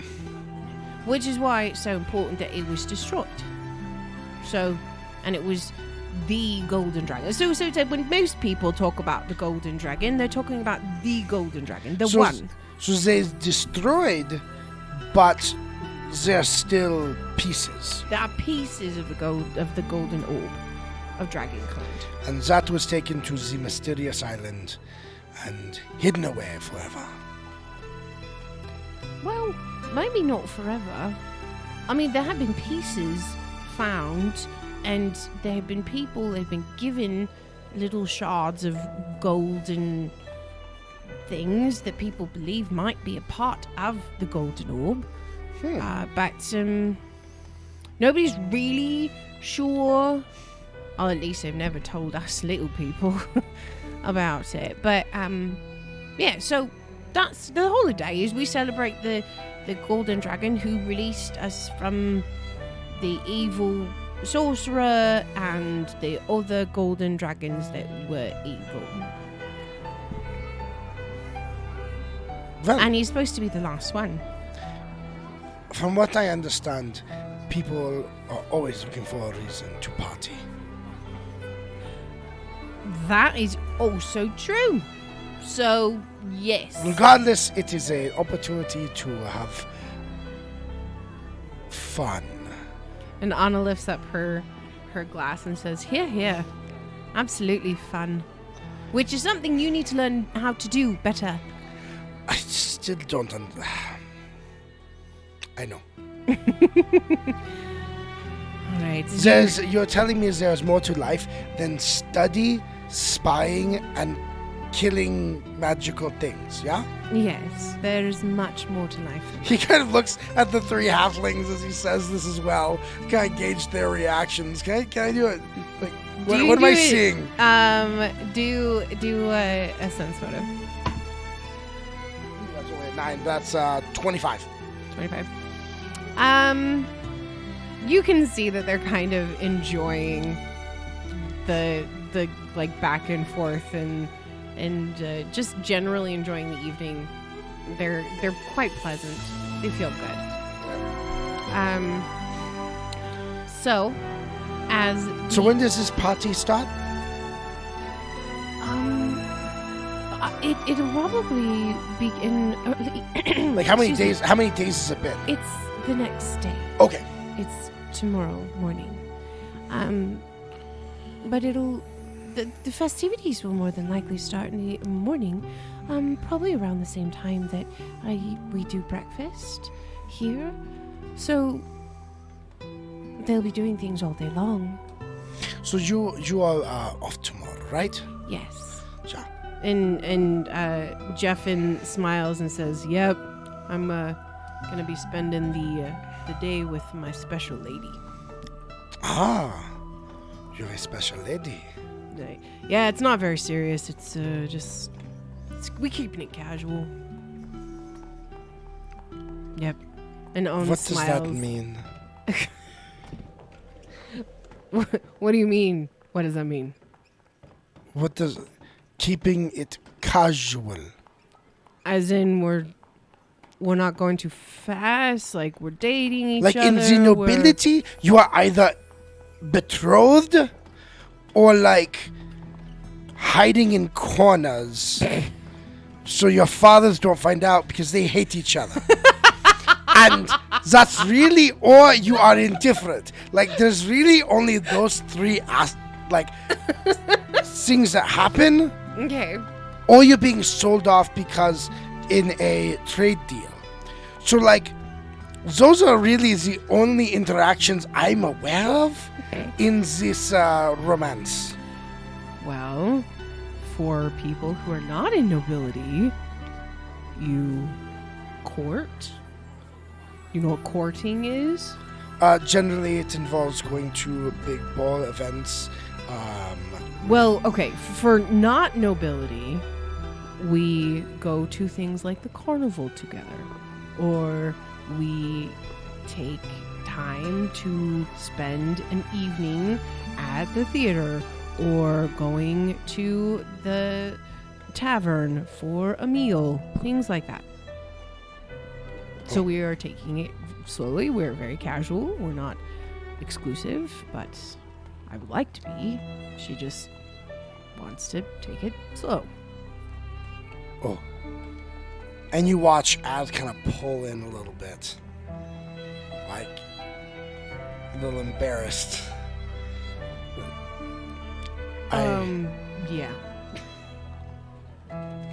Which one of them? She said that one of them would have been like in Cheliax Central. Pin. That was Pim. And who's talking right now? Jeff and just... Jeff. And who told the story? Pin. Pin. He turns and looks at Pin. Pin. In Cheliax, they don't let you do that, though. Go out. Take it casual. No. And so he kind of looks at the other two, kind of nods to Pin, looks at the other two. I know this sounds strange, but I have never seen what you describe. He kind of looks at Pin with this solidarity type. We know.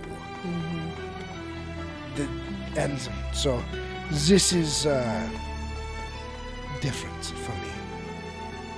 Well, when we were slaves, it's not like we got to go out anyway.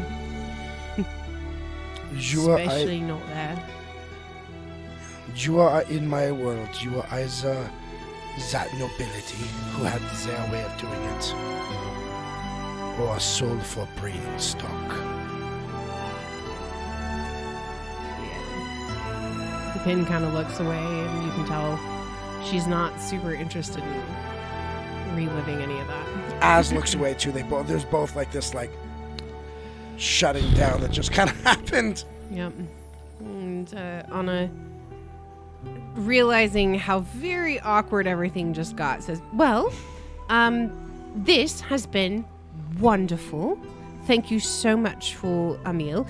It sounds like, however, we should probably get an early bedtime, considering we are going to be spending the day at the carnival. Yes? Yeah. That, Well, good. Because you're not getting out of it. You're going to have to come with me. Of course. That is to be expected. Yes. All right. So, Anna gets up and kind of gives Owen a little bit of a hug and says, "Thank you so much for dinner, darling. And yes, do not come in tomorrow. Do not worry about us. We can function on our own. We were doing it before, not as well, but we were doing it before, so we can handle this."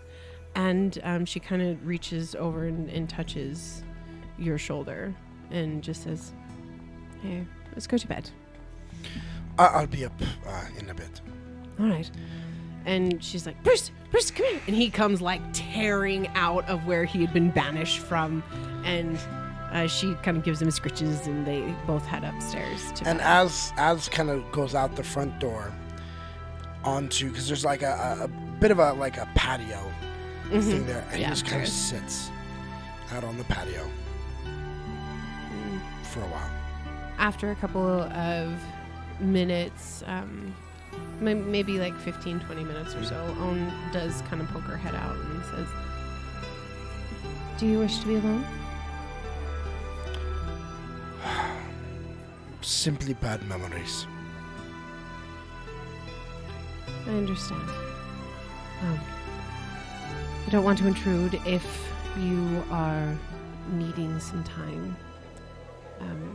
We are almost done with the final cleanup from dinner, so... Yes, finish up and then head home and enjoy your day.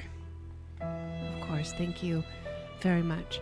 And she turns to leave and then pauses at the door, then looks back and says,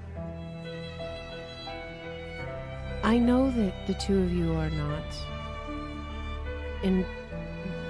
entangled romantically, you and Mr. Summer, but I would like to say that it does warm my heart to see the two of you interact so friendly." It is a different experience for me. I think friends is definitely true.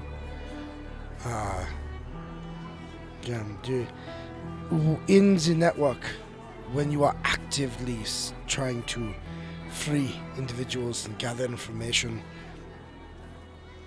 don't have many friends. No. So it is a new experience. I am sorry about the dinner. It is simply I became aware that how much I don't understand this life outside of slavery. It takes time. It took me a few years. I have been out of slavery for a few months. Give yourself time. Be patient. And she just kind of touches you on the shoulder reassuringly and says, "It will get easier. It gets better. And you have a very good companion at your side to help with all of that." That I do. All right. Please apologize to Pin if I made her uncomfortable. I was simply needing some reassurance that I'm not the only one who doesn't understand the way everyone else does it. Pin had a difficult time adjusting. It sounds like very similar to yours. And she had a lot of things happen to her that she was not... I don't know if she'll ever be ready to talk about. I understand. I had the advantage that I was a prized slave. And that did protect me from many things that others had to deal with. Yes, well, Pin is quite strong, and as you can see with the exuberance at which she tells stories, she has adjusted very well to living a free life. Well, I will say goodnight, and I did make you and Mr. Sana a cold breakfast that is waiting in the icebox if you wish, or we may see you at the carnival, of course. There will be food there, so there's things to eat, so you won't go hungry. Wunderbar. Thank you very much. You're welcome. And she walks into the house, and you can hear her kind of calling for Pin and Jeffin, and all three of them go back out the back door so you don't see them again. And are you just going to stay out there for a while longer? I stay out there for a bit, and then eventually when it's getting late enough, I'll he heads up to bed. All right. Well, with that, we are going to take a 5-minute break. 5-minute break. Do we have a break screen? I do. Oh, we actually have a break screen this time. Yes, we haven't had one for a while. But we are going to take a real quick 5-minute break, and we are going to come back See you in 5. to the carnival. You don't want to miss it. Yeah, don't stay away from Carnival. Carnival. Oh, wait, what's going on?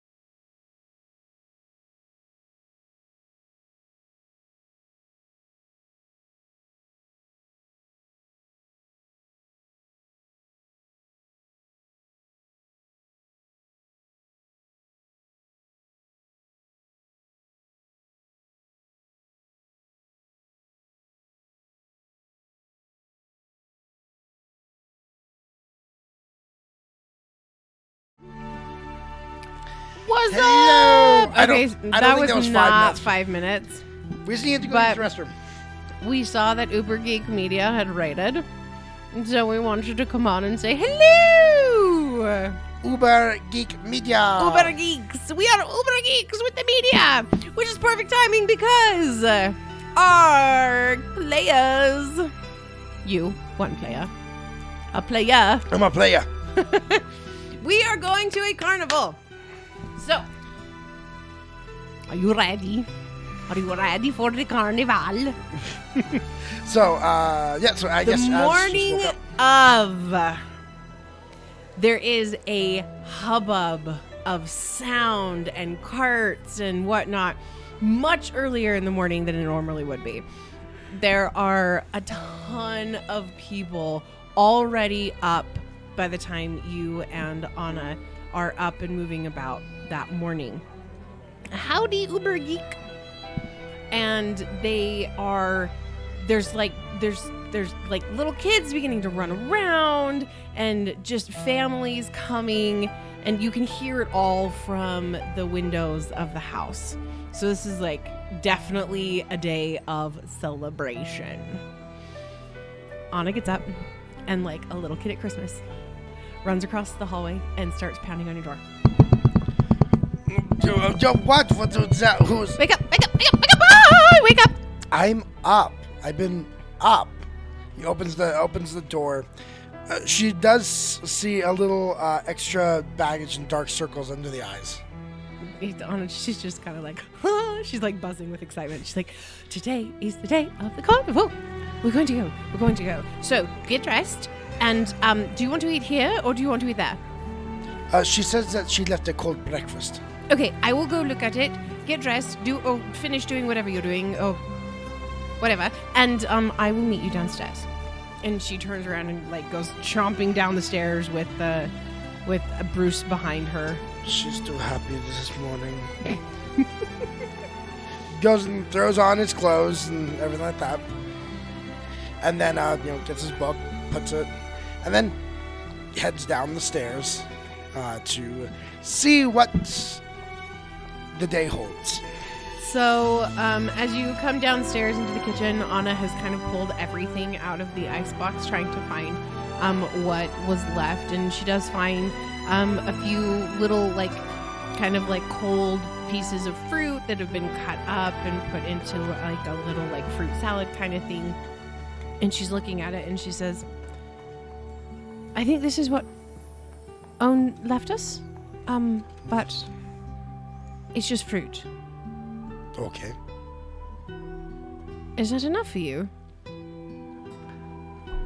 I'm sure it'll be fine. All right. And she hands it to you. Is And that she's not looking enough at for hers. you? And she said, well, it's just fruit. I'm used to, like, sausage and eggs. And Well, we can eat this and we can buy more. we might have to. It's not an and. It's not an or. It's an and. I like that. We should have lots of ands today. Okay. Okay. All right. So she sits down and kind of is eating her food and is kind of chilling out in the kitchen. And she's done real quick. And she goes and grabs some Ours is stuff still for eating. Bruce. Well, she grabs some stuff for Bruce out of the little food pantry thing for him and puts it down on the floor. And she's like, Bruce, now you have to behave today. You cannot run off. You have to stay next to me because people are going to be very afraid of you if you're not. And she just kind of goes on and on with instructions for Bruce, pausing every once in a while as Bruce is responding to her. But soon enough, she is done and she turns and looks at you and says, are you done? Are you done? Can you please be done? All right. What's down? Why aren't you excited? I don't have a reference point for what this is. So that is all. Well, it's going to be wonderful, and I'm Anna? very excited. What? Do you think I upset Pin last night? Oh, I don't think so. She seemed fine after the dinner, and she didn't seem upset at all. I just think it's probably something that both of you have a shared history, and you both understand it, but I don't think either of you really like to talk about it. No, that is true. That is very true. So I don't think it's that you upset her and she's never going to not want to talk to you again or whatever, but it's just not a fun thing to talk about. Not a fun thing to remember. Yes. Well, let us go see what this carnival is. Carnival. It's a carnival. It's like a festival. Carnival. Okay. Carnival. Are we calling it that? Carnival. Well, we are in Ravenel. And? The accent would be on the... Carnival. There. That would be the accent. All right, well, we are ready to go. So, let's go. Ha ha! Ha So, Az is gonna kind of let her kind of... I imagine she's In gonna be her out... boisterousness, she, like, takes off, and she is ready to go hang out at the carnival. And give me just 1 second. I have to go grab my map. Oh, map.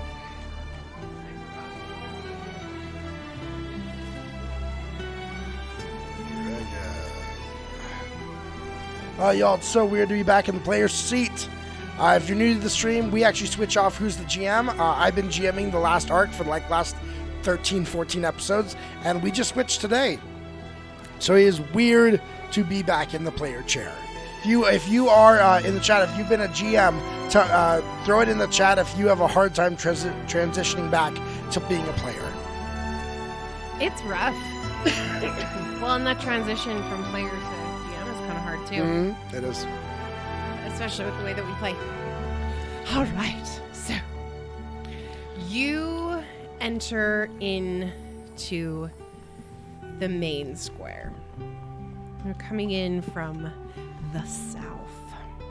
As you come through the walkway, the kind of road right there, it opens into a hexagonal type sphere, or not sphere, but space.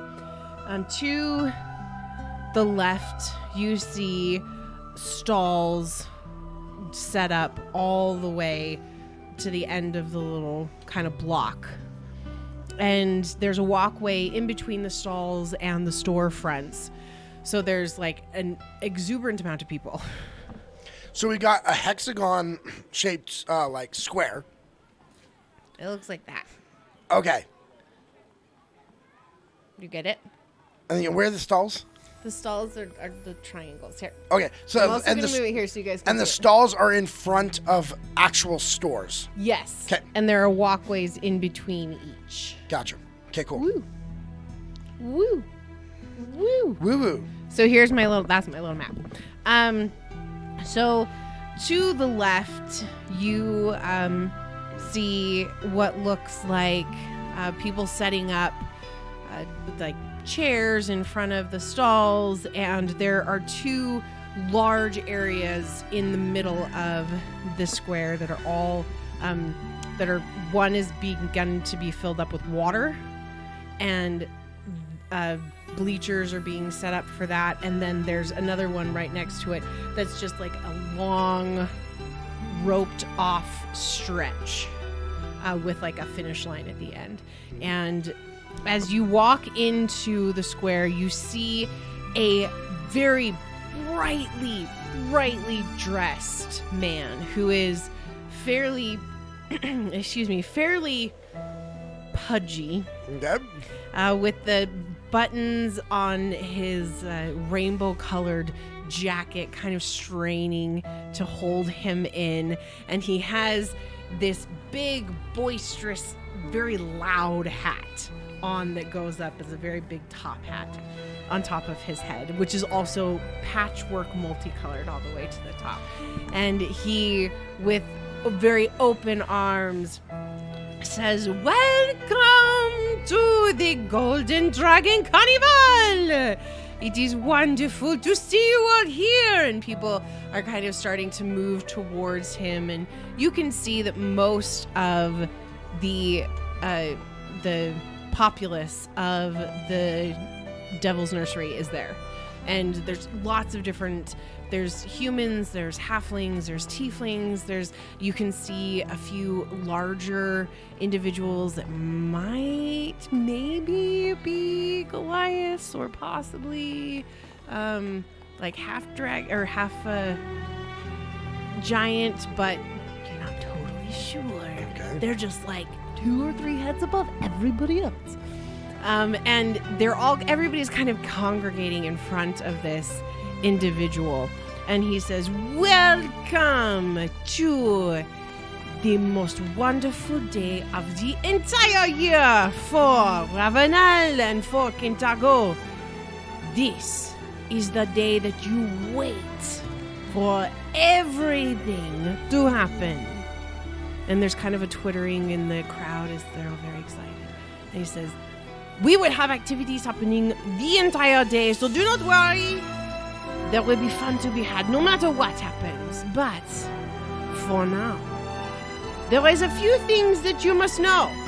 And he motions to his left, and he says, "If you would like to try your hands at the dragon races, then go and sign up, because this will fill up very fast. The dragon races are our favorite every year, and if you want to get on the docket, you must do it quickly. So over that direction. Next, you see to my left," and he points to the long open area that has like the straightaway that's blocked off. He says, "Our very famous blind foot races are happening here in this beautiful area. It will be happening all day. We will be doing different bouts. So you must get signed up. And for the winner, there is always a prize. Always a prize." And he continues to kind of describe the different things in the area. So let me kind of give you what you have an option to do. Yep. Okay, so there is the dragon races. There is Shoot the Demon. Wait, what? Okay. Shoot the Demon. And you have little like slingshot kind of things. Not slingshot. What's when you pull it back? That's the slingshot. Okay. So you have those. There are to try and hit the dragons that are kind of moving. And there are lots of different colored dragons. They're all chromatic and metallic. And above them is the golden dragon. And it's like that visage of the beautiful dragon. And then we have the foot races, of course. Also, in the more athletic is a contest of strength, which is a kind of weightlifter's bar kind of challenge. Okay. We also have a fortune-telling booth. Ooh. That is draped in absolutely beautiful pieces of fabric and giving off this kind of mysterious, regal sense from her booth area. There is a drinking contest at the Dark Melon. It is an ale drinking contest, and they've got a big sign out in front of, because this is a tavern that's actually in set, so this is one of the stores that's actually there, that says "Outdrink the Gladiator." Ooh. across the side of it. We also have the Pitfall, which is where the water was that you saw as you came in is begun to fill up, and it is a very thin, like bridge-ish thing that you have to balance on and walk over. Do they have like a count how many things are in the like all of these? Hold on, I'm not done yet. Okay. You also have the Battle of Wits. Oh. And that is a game of intellect and figuring things out. So that's kind of the different options that we So we had the blind, you mentioned earlier. The blind foot races. Foot. The contest of strength. Mm-hmm. The battle of wits. Yep. Fortune telling. Drinking contest at the Dark Melon. The dragon races. And the Shoot the Dragon. Yeah, shoot. So, as the facilitator continues to describe the different things that are happening, he, Anna kind of pulls on you and just says, I want to do all of them. All of them? I want to do everything. What do you want to do? Well, the Battle of Wits would most likely be up my alley. Of course. But first we wanted to get food, right? Yes. Okay. What do they have? So across the to the other side where... Do I smell frying oil, like oil? It possibly... It's carnival. It is a carnival. But across the center, like you can see on the far side that next to the tavern and the fortune-telling station is the kind of the food court. So they've got a meat pie thing. There's a sweet treats area.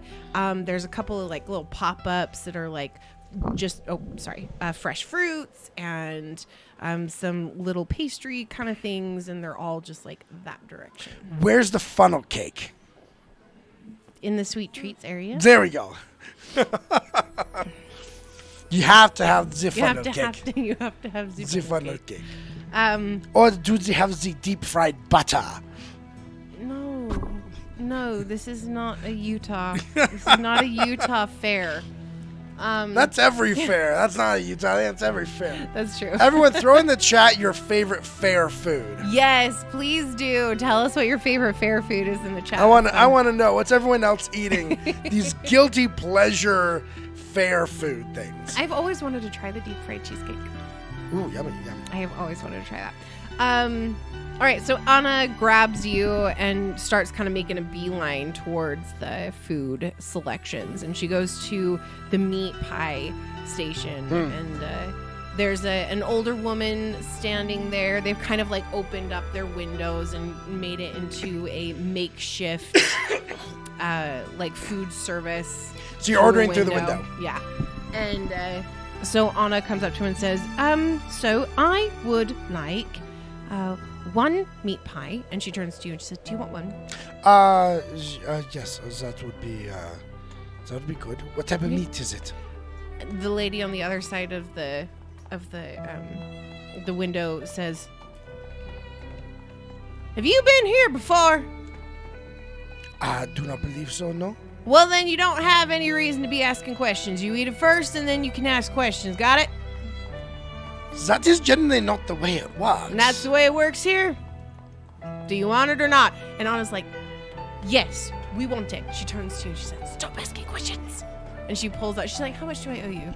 And the woman's like, it's 3 copper per pie.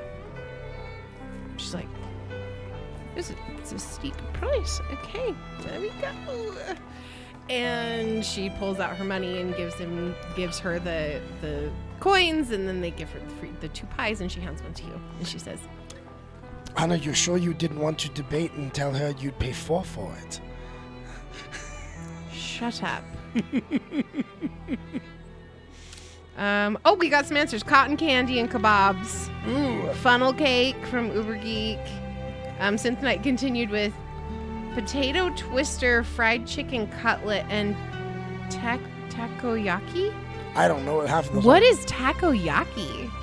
Now, Hayley, I did a quick search. There's actually a carnival, Dungeons & Dragons, the Beyond the Witchlight Carnival. Do you want me to- Yeah, let's turn that on. So I'm not sure. My I'm not sure if favorite it'll is... take over from there. Oh, I don't know. My favorite is the hand-dipped corn dogs. They are so good. Okay, I'm gonna try this. We're gonna try the sound one. I'm trying.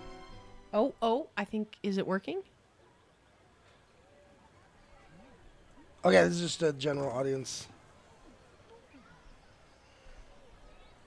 Hold on, we're gonna see if it works. I don't hear anything. I don't either. Oh, maybe it's not gonna work. No, I'm trying a different one. I just want some carnival music. I was like, I need some carnival music. I know. I thought I had been looking for that earlier, and I hadn't really found anything. I don't hear anything. That's mainly just soundscapes. Oh, well. Oh, well. I know. I tried to find some stuff, but I couldn't find anything. Oh my gosh, this doesn't sound creepy at all. So as you... Bits of octopus and balls of grilled toasted batter. Wait, what? What? Oh my gosh. That is insanity. Huh. All right, then. Cool. Okay. So, Anna takes her meat pie and just, like, begins to, like, really chow down on it. And As daintily as still have a fork. Well, she Anna's like just straight up, right, like almost like it's a burger. And she's like, this is really good. What? This is really good. He takes a bite. He's like, can I tell what meat it is? Give me a perception check. Oh, that's not bad. That's not bad. That's 13. It's 29. 29. Yeah, you can taste there's some chicken in there and maybe some turkey. Like it's all fowl meat. Oh, it's foul meat. So Okay. it's all like birds. Pheasant. Yeah, different stuff like that. Little gamey. Okay, man. It sounds like a carnival that originated from Ustalav. Well, I think this is from the Witchlight. No, this From one's D&D. not. This No? one's not. Oh, well, this is just a fun one. So as you guys are eating, she kind of, Anna's looking around a little bit and says, so you wanted to go to the Battle of Wits first? If you want to, I mean, is there something else? Most people I know tend to start a party with drinking. You want to go drinking first? It's like 9 o'clock in the morning. I don't, but that is simply what I. How about we end the night with the drinking? Okay. Okay, let's do that. Okay, so you you two go head towards the other side of the. You guys literally walked all the way across and are walking all the way back across. Okay, good. Close to where you were to go to the Battle of Wits. As you approach, you see a small tent that could fit maybe 3 people inside the tent, but it's rolled back the opening so that people can kind of stand outside. And there's a small little group kind of standing there. And as you approach, you hear the facilitator say to the individual, "Oh, perhaps you would be able to do better next time, yes?" And the person is like, "Well, that's all a load of crap. Anyway, that's not a real. That's not a battle of wits. You just stole my money." And the woman is just kind of like ushering the person along. And as she sees you approach, she says, "Oh, now you." And she's looking at you. She's like, You look like one who could have a good time with a battle of wits, yes? That would depend on what battlefield. Well, the battlefield of wits is always in the mind, of course. And she looks at Anna and says, "Are you going to be a part of this as well?" And Anna's like, "Absolutely not. Az has got it all. I will be here to watch." And the woman says, "Well, of course, that is your choice, but if you decide at any point that you would like to jump in, please let me know." Anna, why not? She kind of like looks I down will. a little bit. I will and do something. I will do the strength contest if you will do this. Are you serious? I 100% will do this to watch you do the strength contest. Oh my gosh, all right. And so then Anna kind of pulls at her money bag and says, "All right, so what are we doing? What is this thing?" And the woman at the stand says, "Oh, do not fear. We have a wonderful battle for you to begin. Of course, as all battles of the mind must start, we must know who our competition is. And young man, what is your name?" I am Oz. Just as? As. Oh gosh, what is his family name? Offencomp. As Offencomp. It is wonderful to meet you. Wait, what was the mother's? The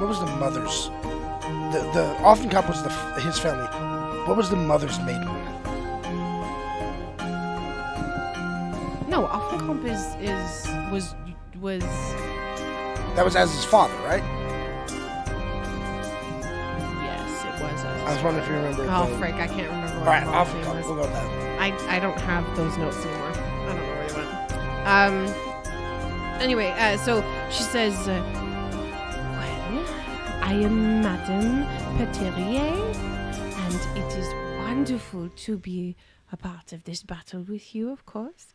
And then she kind of like, as a side, looks at Anna and says, and you are? She said, my name is Anna. Thank you so very much. She's like, perfect. Okay, so here at the Battle of Wits, we do something that makes your mind sharpen and all of your faculties come alive. We're about to have skill checks, so hero points, 500 channel points. You can award a hero point to either one of our characters.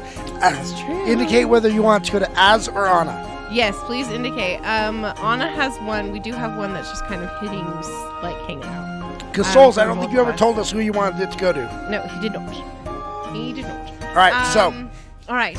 So she says, it's for this battle, it is a price of 3 copper each. Az pulls it out, 6, and he pulls 6 out. Doesn't And matter. quick as a flash, see the money disappear. You have a choice to make. Do you want, and she touches something that obviously was some type of arcane magic, glows green. And she says, do you want an easy, and then she touches another on the other side, a hard, and it goes red, or in between? He turns to Anna. Anna, I would allow you to choose. Which would you like to start with? Should we Let's work go, our way up? Yes, let's do that. And We will start with the easy. Madame Petier says, well, for each riddle you get correct, you will earn back 1 of your coins. If you get all 3 of them correct, you will earn back all of your coins plus 1. Right? So we will start with the green.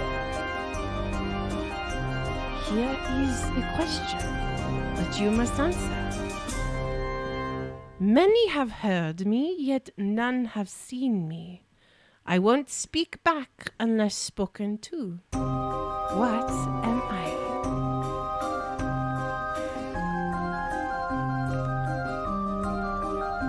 Many have heard me. Yet nobody has seen me. Anybody has seen me? I won't speak back unless spoken to. What am I?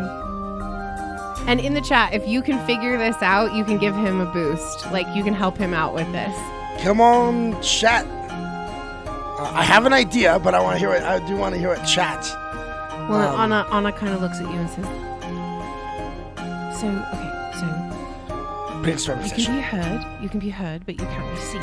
So what's something can be heard but can't be seen? Wind? Wind can be heard but not seen. It is definitely a sound. It's something that is only a sound. I won't speak back unless. All right, Synth Knight and I are on the same page. Wait, what did you say? But it is a sound that only comes when you speak, when you make a sound. And he's going to turn back to the woman leader. It is as to hear an echo. And you see a big smile on her face, and she says, magnifique! Without any help at all, that was perfect. And she takes the green piece and kind of pulls it down, and it kind of poofs in a like smoke of green smoke. I'm really good at describing things tonight. It's fantastic. So she goes, what next? We go to the other, to the middle, in between. Right. It wears a leather coat to keep its skins in working order, escort you to another realm without a magic portal.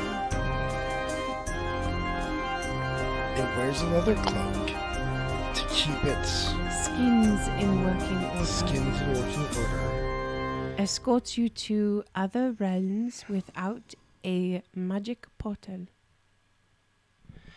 That was hard. Okay. Leather skins. Leather skins. What? It wears a leather coat. So a coat covering a thing. Yeah, it has a covers- covering of leather. Covering of leather. That keeps its What has a itself covering of in leather? working order. Saddles. Saddles are okay.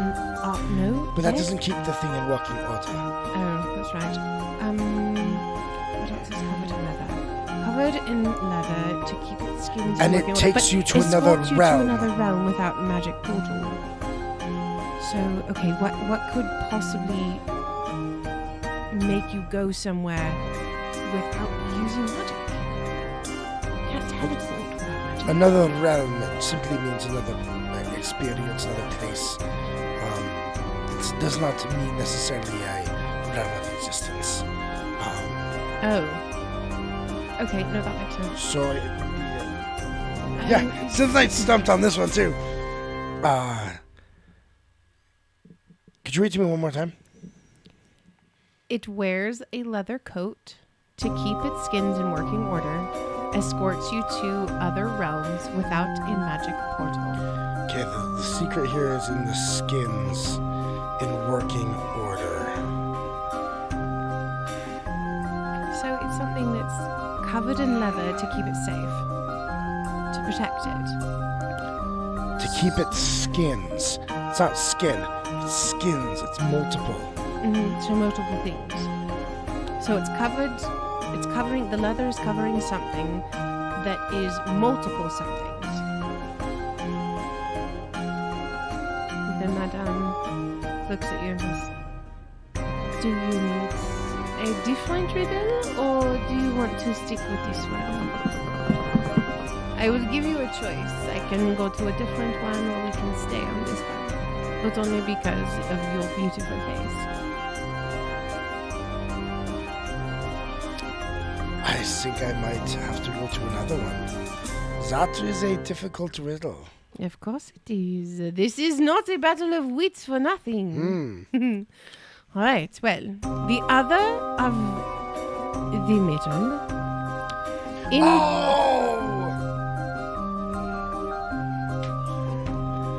Dang, you're right, Synth Knight.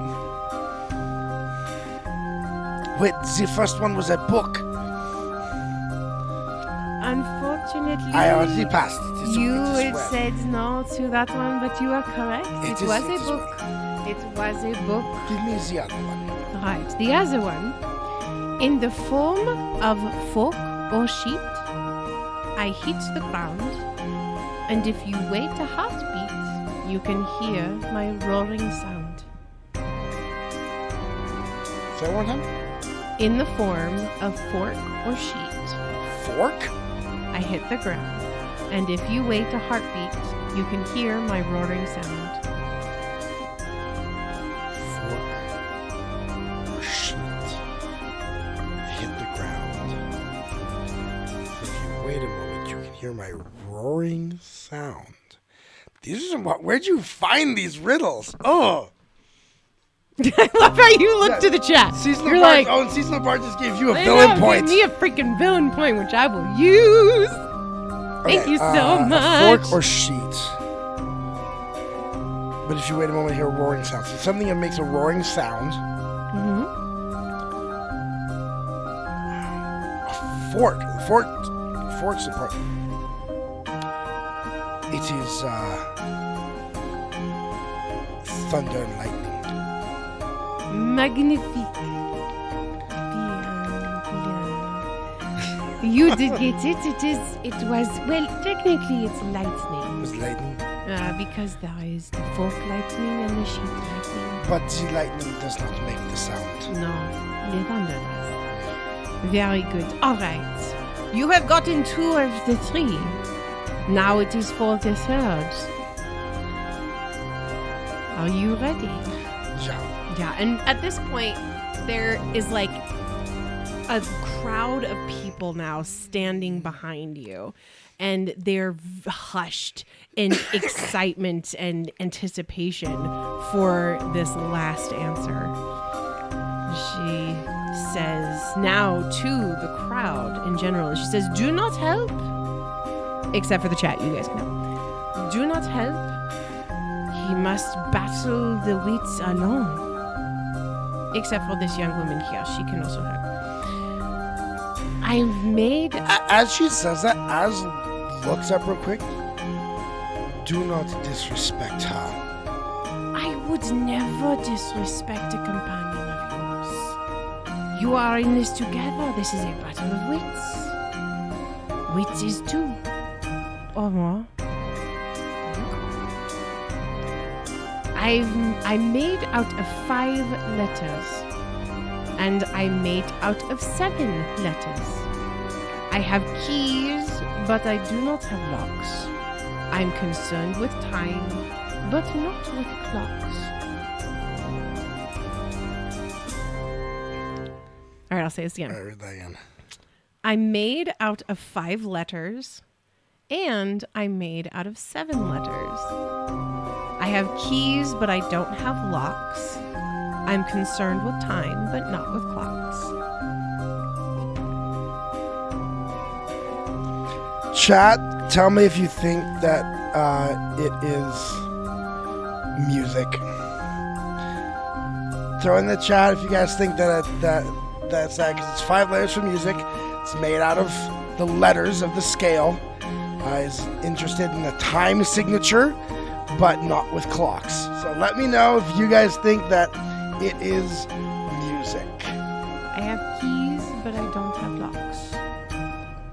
Yeah, the IT signature. Concerned with time, but not with clocks. I also thought it could be a piano. That's the musical thing. So, chat, if anyone's got any ideas, I want to... Yeah, that or a piano. So which one do we think? You got Tick tock, what do you the wish? keys on the piano. Also, my bigger question at this time is like, okay, it's Revenel, ancient.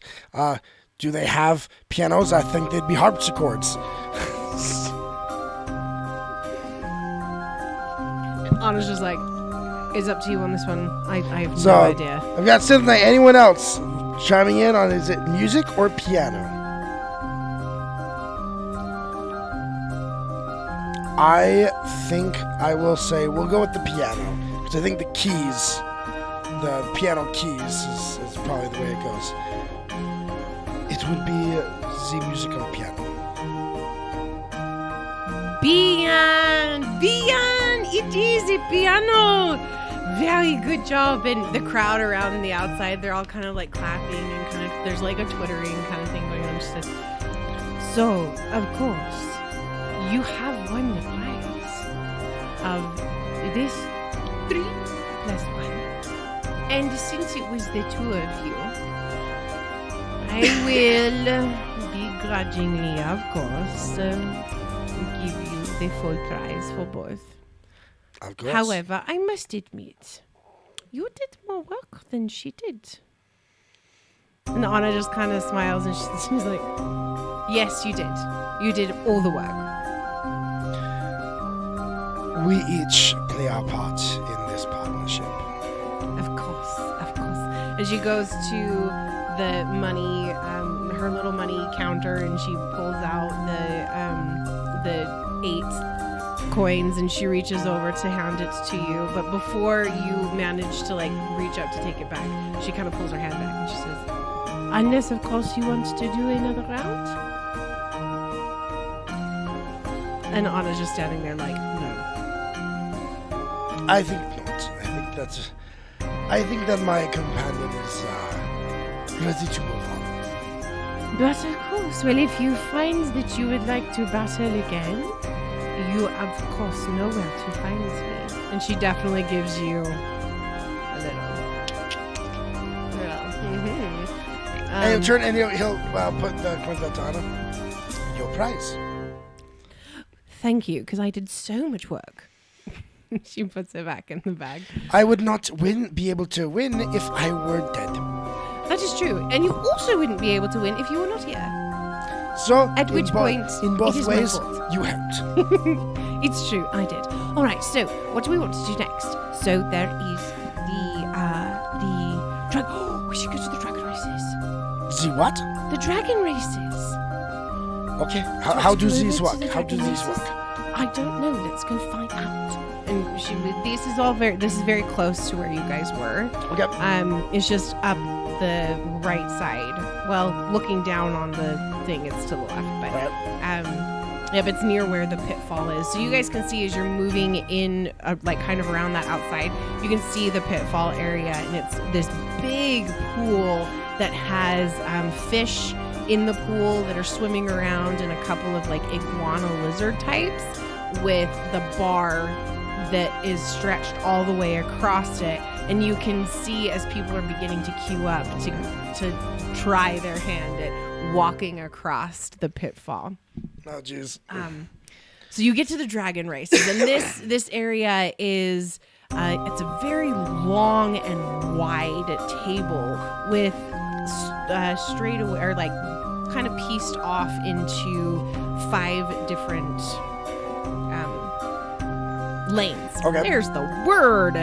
And at the very end of the table, you see kind of this like pit almost that has 5 little lizards in it with little small paper wings that have been kind of like strapped to So wait, their are we backs. betting on lizard racing?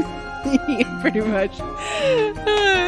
So as you get in, the facilitator comes up to you and says, "Are you here for the races? Are you here to see if your dragon can fight off the other dragons and win at the end?"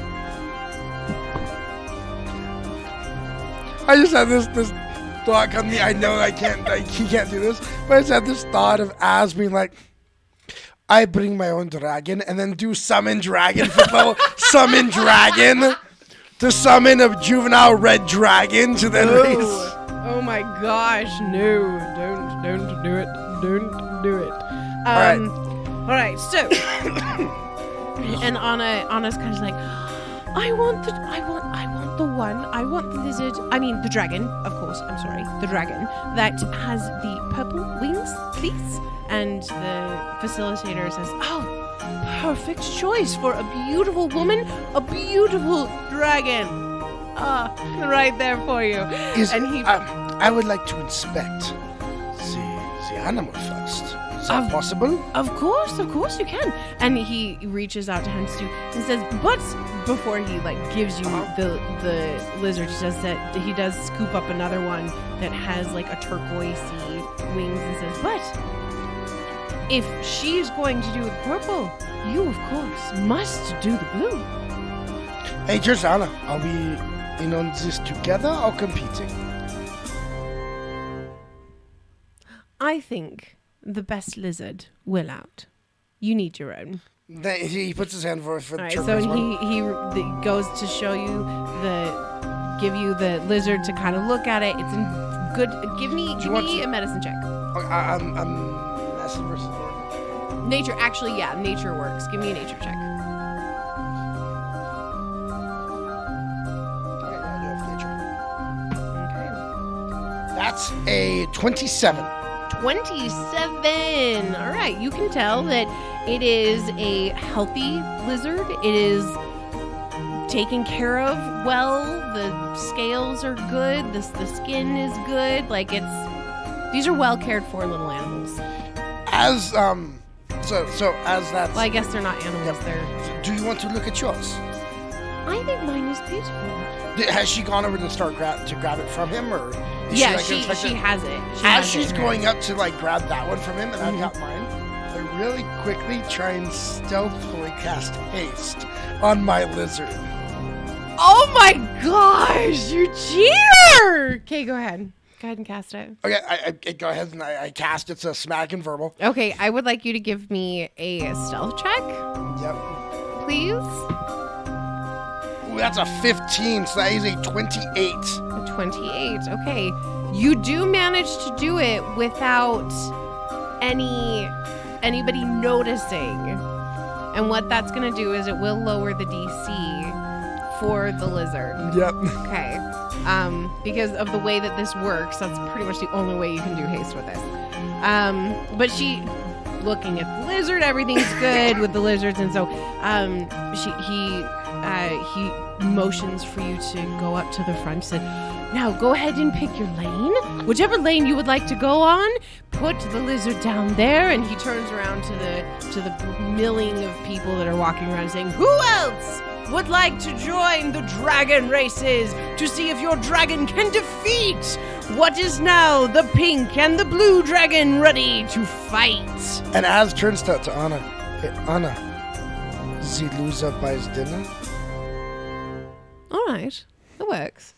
And he does, the facilitator does manage to get a couple more people to come over, and there's now a black lizard, a red lizard, and a green to go along with your pink and turquoise. Oh my gosh, my minute. Here we go. Okay, so how it works. All of the participants must ante up 5 copper pieces to go into the pot. So everybody gives their 5 copper pieces, and he kind of shakes it a little bit, and he says, "All right."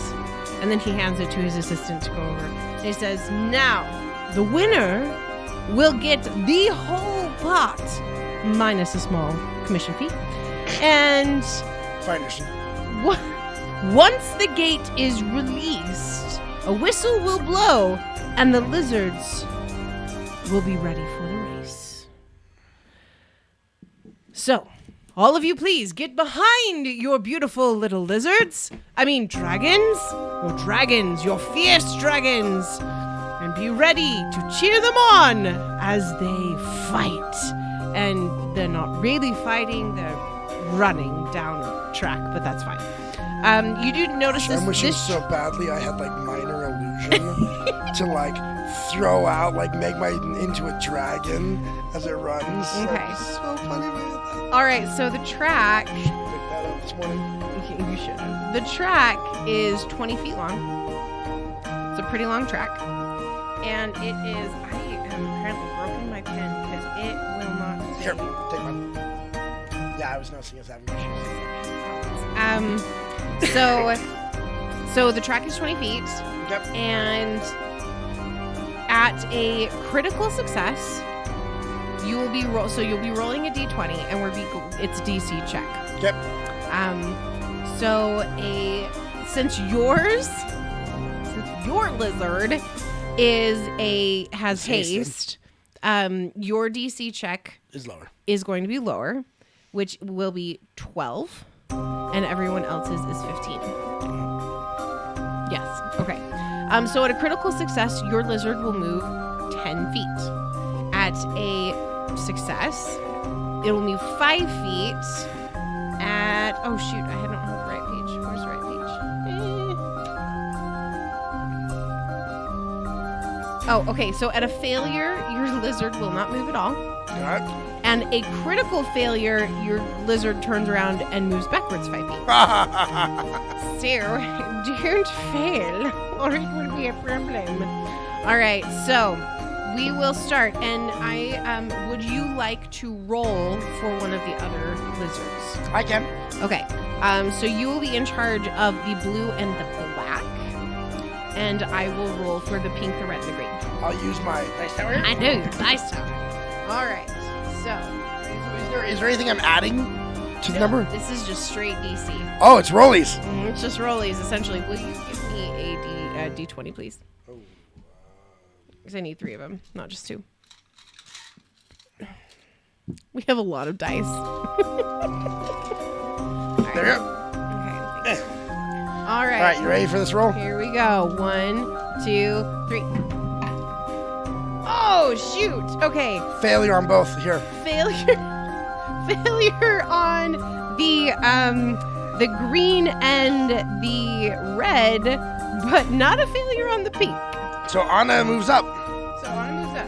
Wait, hold on. Yes, it was like, yeah, it was 17. Okay, so Anna's little Wait. lizard. Chicken. So, hold on. I don't have any hero points to use on this, do I? No, you don't. Give hero points. Hero points right here, boys. All right, so the gun goes off. Well, gun. It's just a loud Pew clapper. pew. It's a little clapper. It goes off, and the lizards are released, and all of the lizards sit there except for one, who moves forward. Moves forward 5 feet. So the pink is now in the lead. So we will roll again. You do realize if it's just rolls, you can't critically succeed, or You can if you get a 20. no, because it's DC 12. Oh, you gotta do the 20. Yeah, it's a crit to crit, but Okay. just to succeed, it's just a flat 15. All right. I rolled my 2. Succeed on both. Oh, failure Oh, no, on wait. all 3 of mine. I Remember, succeeded. yours is I 12. succeeded. They failed. Okay, so it's a failure on all 3 of mine. So the black or the green and the red still just stay there in their little spots, and their guys behind them are saying, "Go, move forward!" And they're trying to like clap at it to get it to move forward. And my pink little lizard gets a little scared because of all the shouting and turns around and runs back 5 feet. And your blue mister goes forward 5 feet. There we go. All right, so let's roll again. Oh, mine. Oh, nice. All 3 of mine. 17. I move forward. The other one does not. The black one does not Shoot, move the forward. black one is still not moving. So yours has moved forward 5. Twice. I succeeded last time and this time. Oh, yeah. So you're now 10 feet. You're now 10 feet in. Me and Anna are tied. Anna's went back. Oh, she did. So I'm in the So lead. she's at 5. And no, she moved forward 5. So you're right. You're both at 10. Okay. And the black is at 5. And the red is at 5. And the green is at 5. Right? Wait, if Alice moves forward 5 and then moved back to 5, she'd then move forward 5 again. But she just. So she'd be at 5 feet. No, you're right. Oh my gosh. So I'm in the lead. You are in the lead. Okay. So, one More more. lizard racing. Ooh. Okay. 1 failed, 1 succeeded. So, Failure. red gets to go. Az rolled a 2. It's not a critical failure, though, because it's not a 1. But Oh, it's does it a have to- failure, okay. which means your lizard goes back. No, it lizard means that your stays- lizard doesn't go anywhere. This just stays right there. Your lizard just hangs out So right so there. a bunch of people caught up with me. Yep, a bunch of people caught up Black with you. one is still sitting at the origin, the starting line. The starting line, because he still has not gone anywhere. Poor guy. All right. Next row. Ooh, Nat 20. oh my gosh. Okay, critical success. So your lizard zooms suddenly forward, like with full motion, up 10 feet. So you are now at 15 feet. No, I was at 10. 20 feet, sorry. I am not adding well right now. I apologize. Which means I win. you win. I So win. the little lizard goes running all the way down to the end and like jumps into the little pit that was down there at the bottom. And seeing its little friend go off, the other lizards seem to finally figure out what in the heck they were supposed to be doing. And they all start going all the way down to the end. And they also jump off into the pit together. And the facilitator starts clapping and the cheering around and says, "Yay!" He says, "The blue, the most magnificent and wonderful of colors, the color of our sky, the color of the deepest, most beautiful gem has won! That's so exciting!" So he takes the pot, he walks it over to you and removes 5 copper from it and gives it to his assistant person and hands you the money and says, "Congratulations! Now, would you like to try again?" I think not. Thank you. Oh. And then he walks over to Anna. He's like, So, where are you taking me out tonight? I will take you out somewhere very nice, aka the tavern. As long as they have baguettes with ham and cheese And butter. and butter. All of those things are very important. All right, so we've done the dragon racing.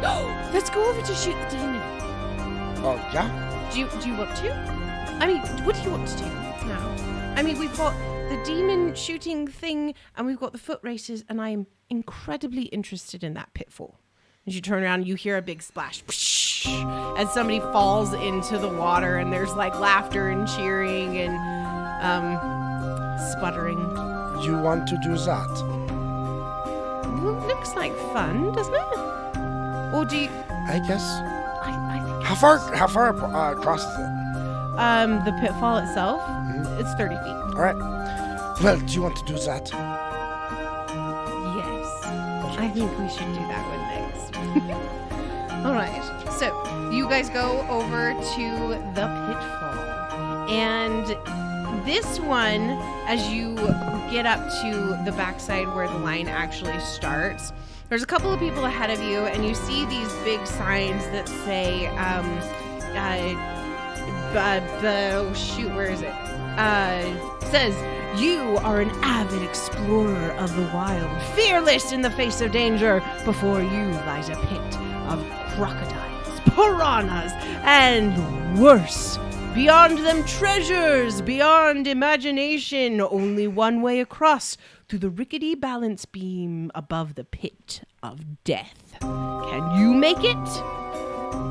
You read that, and Anna says, I don't think I saw piranhas. Or crocodiles. Those things there. What? The koi fish? Your imagination. Oh, right, okay.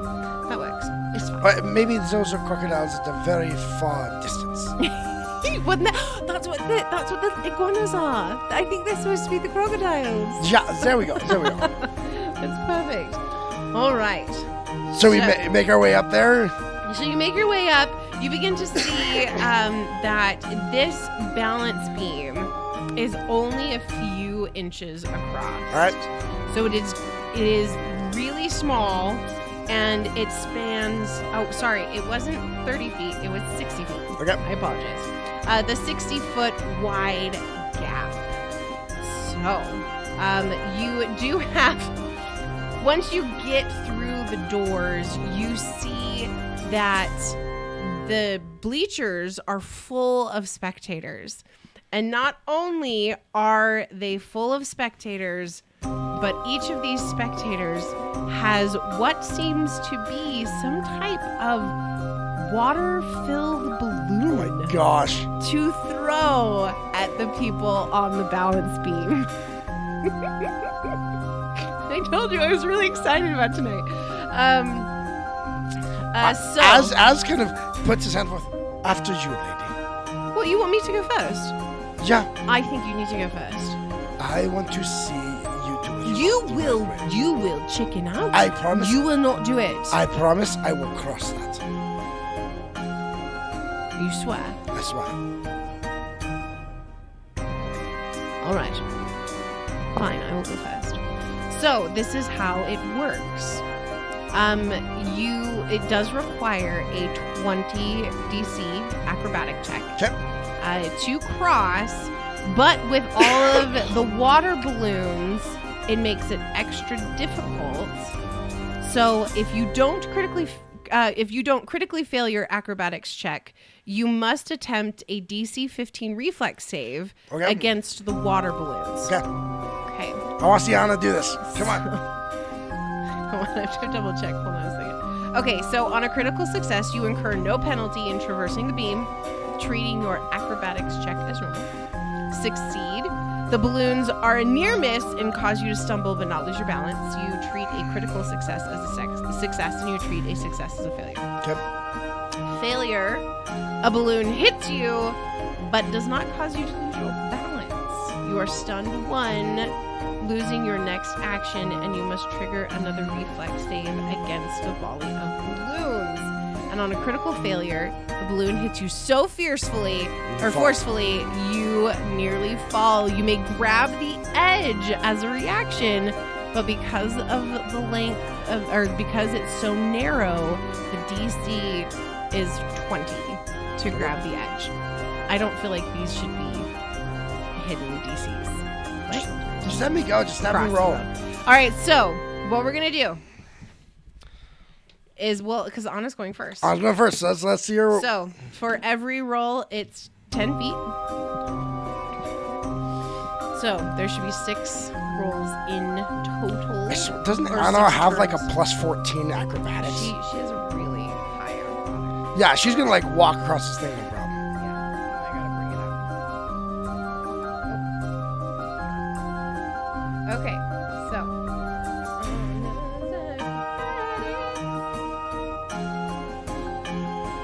Okay, yep, it's a plus 14. Okay, so. That's a DC 20. Yeah, have fun. It's a DC 20. Have fun not getting Have fun not getting But across. she has to not get hit by the balloons either. Yep. Okay, so for her first roll. Yep. She makes it. Her first 10 feet, but now must check to make sure she can do the reflex save against the water balloons that are pounding down. And that's fine. That's also fine. That's there. Oh. Where's my reflex? Wait, why can't I find it? There it is. Okay. Okay. Yep. She manages to miss. They miss it, and miss her, and she's able to walk that first 10 feet well. So the second 10 feet. That is caught. Oh no. Oh no. Failure. No. She fails. You do have a hero point. You have not used your one, either of the two. Okay, yeah. Okay, Anna is going to use her hero point to re-roll that. Oh, that's much better. That's a 15. So she does get through on that one, and she manages to not be hit by any of the water balloons again. She is trucking along here. So for the third...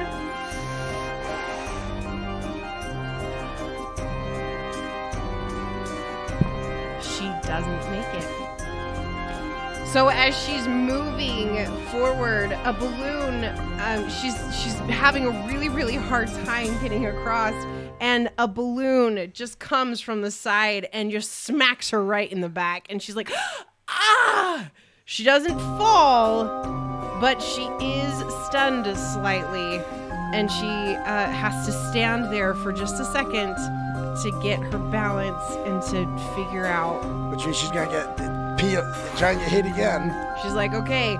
So as she's standing there, it does trigger another volley of balloons, and she must... Oh, she does manage to just kind of dodge left and right and get rid of those balloons. All right, so now she's going on to 40 feet. She does manage to walk through, and the next one, and the balloons are coming left and right, but she's able to dodge, like, just straight up, like freaking ninja. She's a ninja. She's a ninja. Whoa. And she's getting close to the end. She walks, and she starts to teeter just a teeny bit, but manages to stay just on. She's kind of like overcorrecting her body there in the middle, and she manages to stay on the actual balance beam, but the the reflex is good. She's still able to kind of like manage to not hit it, or they hit her feet, like right at her feet, so they're not actually getting her. She's able to get that last, so now she's on her last 10 All right, last 10 feet. Yes! She just zooms straight out there, and all of those balloons that were ready to hit her, suddenly, as she's like coming off the end of the pole, she just gets pummeled by all of these balloons, and she kind of trips and falls off of the beam, but she was at the very end anyway, so she lands on solid ground, and she's kind of like gets up, she's like, yay! And And the whole crowd cheers really loud, and they're all very excited. And she turns around and she points at you, and she says, "As it is your turn." So I need to cross over to where you are. Yes. Okay. And he turns to the crowd. Kind of does like a presenting himself Like a type thing. gymnastics? Like a gymnastics, like ta-da. Okay. And then cast dimension door and jumps can go 120 feet and appears next to Anna on the other side in the same pose. Ta-da! The whole audience starts booing you, and I need you to make a reflex save. Oh, that's good. That is good. So that is a 13, Hi, 30, Dungeon Glitch. 32. It's good to see you. Okay, you do manage to kind of hide from all of the I hide behind barrage Anna. of water balloons that come down on you, but apparently all of their aim is just horrible. So I just hid behind Anna. she manages to kind of like not get hit and keeping you from getting hit, and the audience is definitely very unhappy that you managed to go through, and the facilitator who's been there the whole time is just kind of like, well, that's one way to do it. Next contestant, and just kind of turns moves to Anna. He's on. like, all you said is that I need to get from that You side are a to cheater. this side. You are all a you cheater. said was No, get from you that side cheated. to this side. You That's cheated. it. You cheated. You cheated. I used what was at my disposal. No, that's called cheating. You can't cheat on the strength one. I would not. You cannot do any magic for the strength one. You have to do that one. Fair. Shall we do that now? Right. Well, first, will you dry me off, please? Presentation. Thank you. Dry off. And she feels like, oh, it feels much better. And Bruce, who has been with you guys this whole time, just kind of sitting down next to Bruce you. doesn't have to walk? No, Bruce doesn't have to walk. He went around the outside and he started growling Oh, well, I can at see the Bruce iguanas. walks across it and oh yeah, he's just sitting there No, barking. he's like barking and like whining at the iguanas, and like the people working the booth are kind of like nervous, and they're like, "Can you get control of your dog, please? Like, he's going to eat the iguanas. This is not good." But you guys end up walking out and head out of the pitfall to go to the contest of strength. All right, I have to take a quick minute before the contest Weston of needs state. to take a quick I've minute. drinking too much of this sodas. I need to go see a man about the horse. Do you want me to do a 5 minutes? No, I'll still hear him chat. So, you are such a brat. Oh, you are such a brat. Oh my gosh. Anyway, Dungeon Glitch, thank you. We are at a carnival.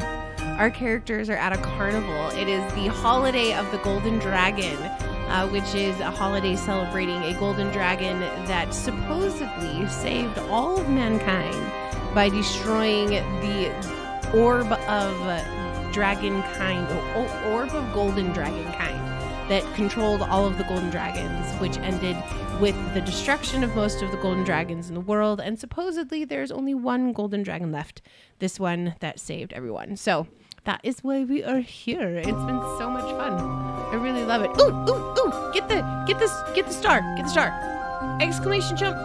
Oh, the star went away. Sad. Anyway, my favorite thing to do at carnivals was the rides. I don't know about you guys. Like I didn't ever do the games. I always did the rides. I didn't want to waste my money on the games, especially when I got older and I found out that it was such a scam to do the games, because most of the games were like super rigged. Oh yeah, they're all rigged. But yeah. So if you guys have like fun things that you remember from carnivals, let us know. Let me know in the chat. I could just love to know what people like about this stuff. What? I just had a thought, but let me go fix it first. Okay. All right. All right. So we're going over to Strength the test. contest of strength. So from the pitfall, it's a direct shot across the this space to the contest of strength. As you get closer, you can see that there is a lot of like big burly men standing around and watching all of this happen. There's one man currently standing there in position in front of a bar. This bar is currently weighed down with what looks to be 2 50-pound bags that are hanging off the end of both of these, at both ends of this bar. The man reaches down and grabs the bar and stands straight up and lifts it, holds it for 3 seconds, and then puts it down to the cheering and yelling of all of the men in the area. As you and Anna begin to come up to this stand, or this little booth, a man comes up to you. He's very long, like tweed mustache. It's kind of rounding at the ends, and he has a very long hair that's pulled back into a very tight, like bun kind of thing. And he sees you and he says, "Young man, do you wish to join the competition?" Yes, of course. Absolutely. And miss, would you like to join the competition? And Anna looks at you and says, "For what you just pulled, I am not doing this one. You have to do it alone." But this one would be easy for you. Exactly. Okay. I want to watch you suffer. You don't want to show off. Okay. No, I don't want to show off. I'm just being here as a show off. Whatever, turn around, get your butt in there. So Az goes, heads on in there. And the man says, "We are finishing currently with one of our people, that's our contestants, but of course you are more than welcome to sit and watch." And you watch as you kind of figure out how this works. So every time the person who is lifting the weight does the weight, another 10 pound or 20 pounds is added. And you see as it's getting a little bit more difficult and more difficult for this person that's currently going, and he's straining and lifting up the bar and just like, and eventually once he hits his pace, he can't lift it again. And there's lots of bags hanging off of it, and he tries and he fails, and there's like a cheer and kind of like a from the crowd as he finishes up. And then the facilitator looks at you and he says, "Is it your turn?" So Anna wasn't with me like during that. She went around to go. No, she's like in the crowd. While I'm waiting there, I just quickly use 2 of my focus points. You are such a cheater. To cast Ancestral Memories, giving me training in athletics, and Extended Spell, which will make that last for 10 minutes, up to 10 minutes. All right. So I will then walk up, roll my shoulders back. He takes off his outer coat, it's kind of long, healer's coat, picks it up, folds it nicely, puts it to the side. As soon as you do that, you hear there are some women in the audience, and you do hear kind of a twittering. And give me a perception check. Excuse me. That's only nice. So that's 25. Okay. You do see that to the twittering, Anna kind of rolls her eyes a little bit. She's just like, oh my gosh. There's a bar with the 2 bags. There's a bar right? with the 2 bags, starting you off at 100 pounds. All right. So, you guys, I could use some hero points. He's gonna need hero points, you guys. Trust me, he's gonna need hero points on this one. So you look over and you see that I think she just upped the DC because I used the max weight that is currently recorded on the side for the day so far is 320 pounds. Now, is he just lifting it up, like stand up? Is this like deadlifts? Yeah, so or these this are like overhead press? deadlifts. Okay. These are not overhead press. This is straight deadlifts, just Right. straight up. So you start at 100 pounds. All right. So go ahead. Yes, I just got 2 hero points. Oh you guys my rock. gosh. Okay. Okay.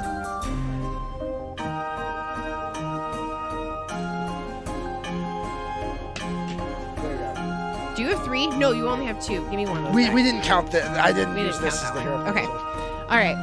Okay, so you have 2 hero points for this. Okay. So go ahead and roll. All right. So I have in my athletics, I have a +0, but now I am at least trained. So that means you have a +5? 29. Oh my gosh. Okay. I rolled a 19. Jeez. All right, so you managed to get up there. No real problem. It's just 100 pounds. You're just like, all right, this is good. And you put it I back stare down. at Anna as I stand it up. And she's kind of a little smirky face back at you. All right, so you put it back down, and the 2 assistants put another 10 pounds on either side, making the weight 120 pounds. Oh, this only goes up by 20 pounds per. It only goes up 20 pounds per. A lot of rolls. So 120 pounds.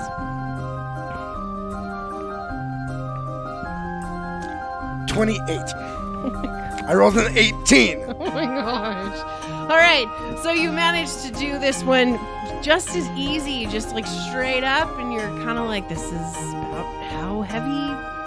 This is no problem. Like, this is nothing. Like, what? As I connected with my ancestor, there's a bodybuilder at some point in the past there of my family. He's like, this is nothing. I break up the post. I put down the post. All right, so they've add another 20 pounds. 140. So 140.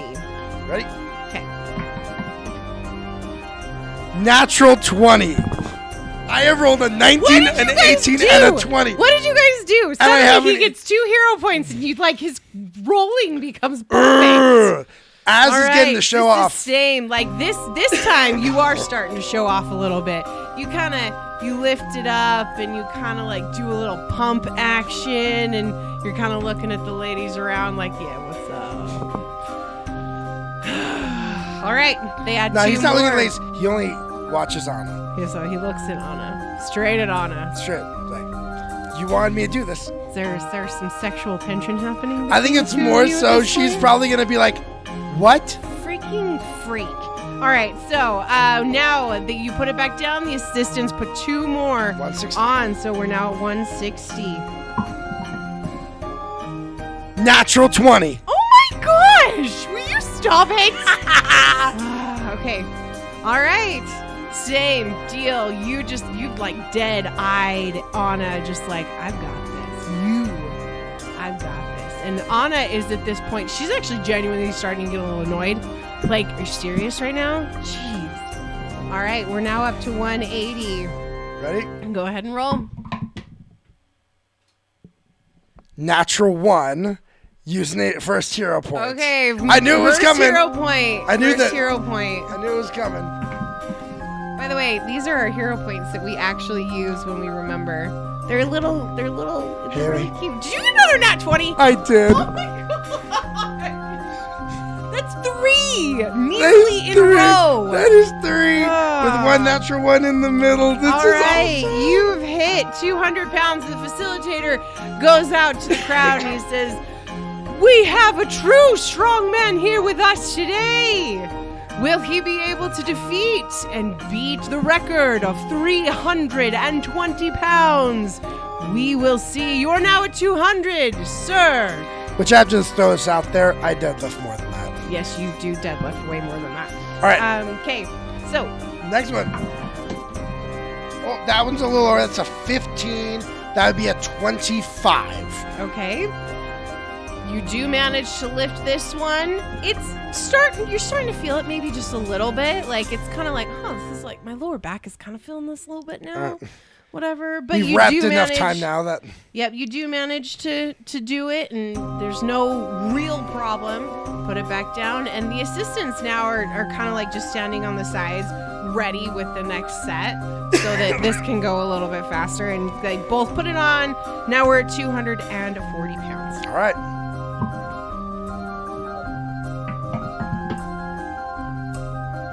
That's a 4. I'm using that last hero point. Okay, last hero point. Ooh, that's a 12-22. Okay, you do still manage to Oh, get this one up, but it's like you are really starting to feel it, and you don't want to let anybody know. So you kind of got this. You've got your stern face on, but your body's feeling it. 27. Okay, Rolled 17. you're good on that one. So now we are at. Hold on, that was 260. All right, go ahead. Keep going.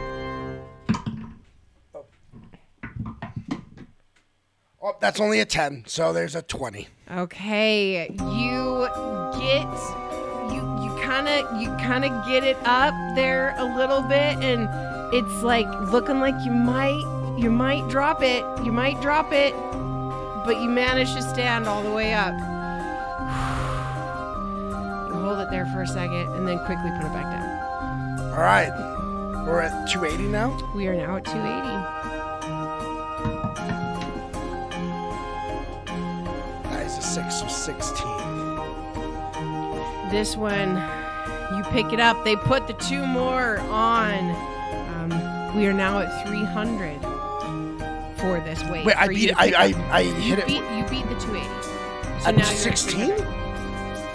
No, the 300 is what you were going for now. Oh, was it? Okay. Yeah, the 300 is what you're going for now. So you get down, you pull it, you're holding on to the bar real tight, and you go to lift up, and you just feel like this is not going to happen. The glutes and the quads This just is, like, this nope. is not. You're like, okay, I can do this.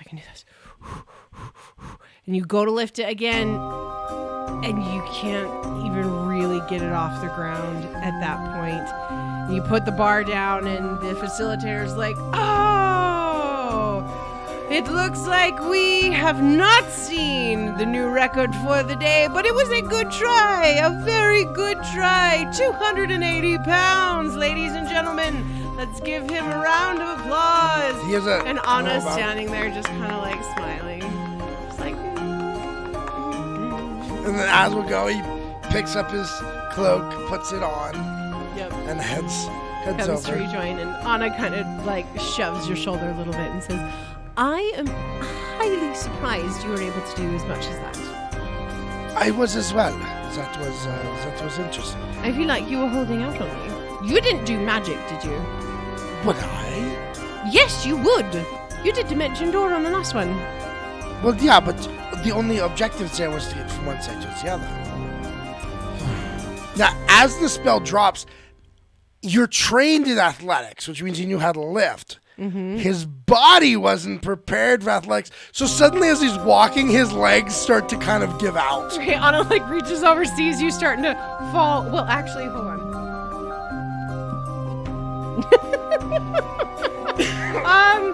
She sees you at the last second of you starting to like kind of collapse out, and she like puts an arm around your waist as if she's just kind of like holding you, and she's like, I've got you. Do we need to go sit down now? Yes, wow. Hamstrings, tendons, right here, yeah. Right. Wait, actually, what he just does is he puts a hands on both legs, and does a one action heal on himself, as all of a sudden the tendon that he tore just kind of re-knits, and then he kind of stands up. Okay, yeah, that's gonna hurt tomorrow. That's perfect. Right. As you're moving across. Thank you for the hero points, to get guys. to the, yes, thank you for the hero points, because he definitely would have failed that a lot sooner. As you make your way across to the to the tavern. Anna's kind of like leading you towards the tavern. She's kind of assuming like you're kind of done.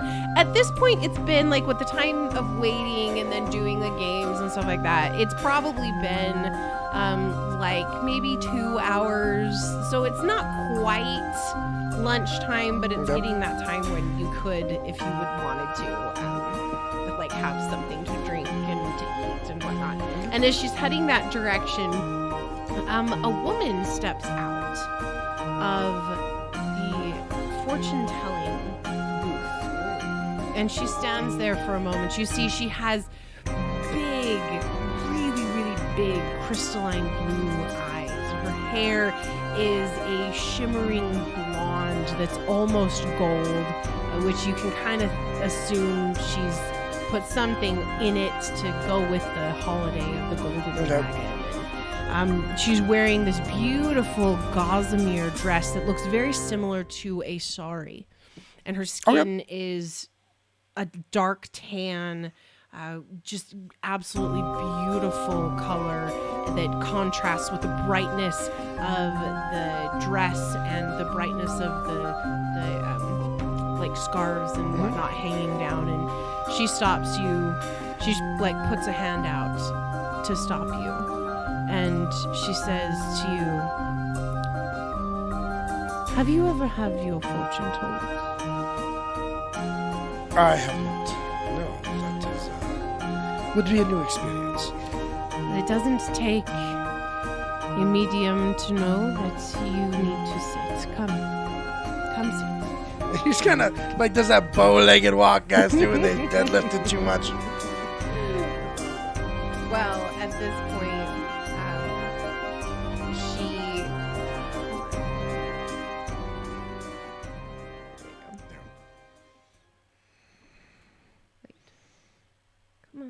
It started.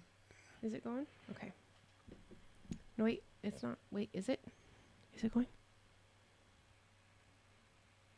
Is there music? I can't tell if there's music. There's no music. You can always hit stop and then restart the whole thing. Guys, I'm new at this music controlling thing. It's like seriously like... Our Sirenscape apparently froze.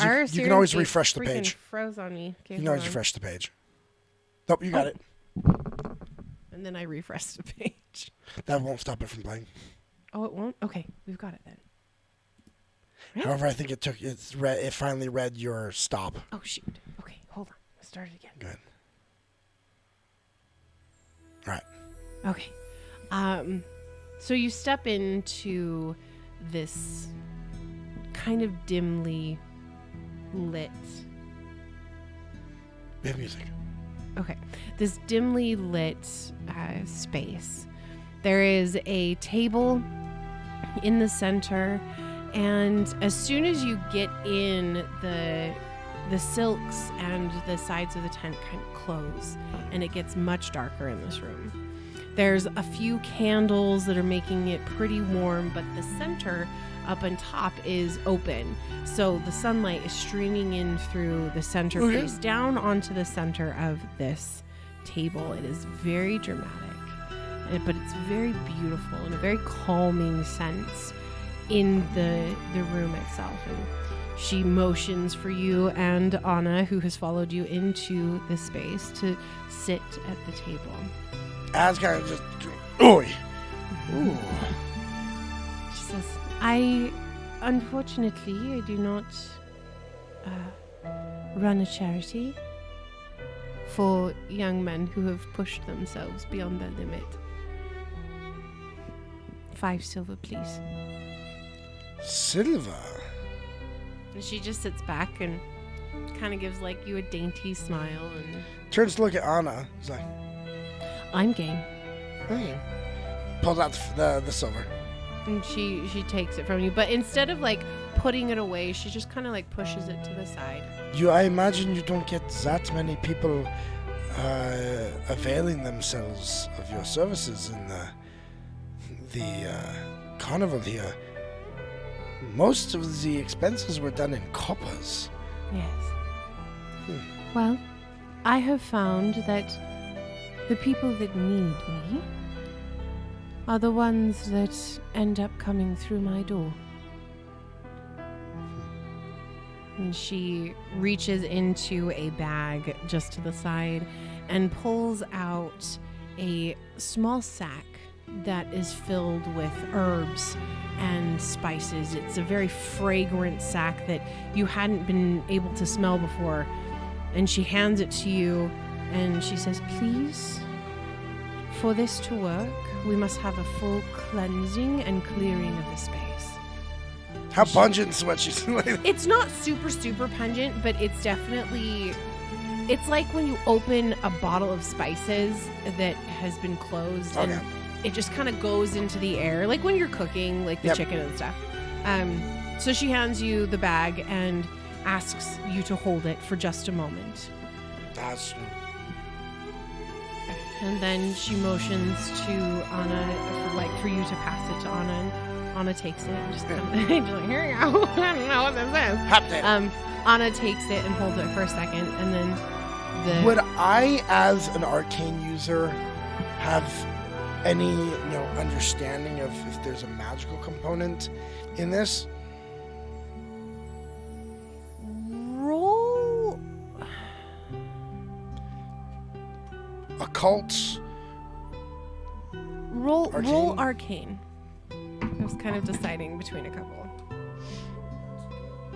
That's a 16 plus what's my skills? That's a 30.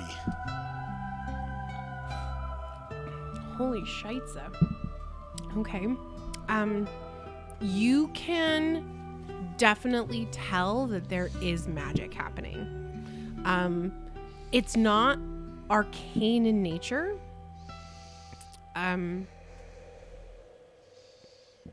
But it's there. So it's more of the occultism. Yeah, it's more of the occultism, you rolled high enough that you can tell this is definitely a woman that is in touch with magic and with magical abilities, which gives you an indication she might not be a fraud. Yeah. She might actually know what she's doing. Because I am also trained in occultism. In case you didn't know. Yes, I know. I got both. It was a choice between a few. All right. You might have been trained, but I feel like your initial instinct would be to check for arcane, which is why I chose that. So she asks you to put your hands on the table. Mm-hmm. She looks at Anna and says, "You as well, please." And Anna's kind of hesitant, but she does slowly put her hands on the table. And this woman closes her eyes for just a moment, takes a deep breath,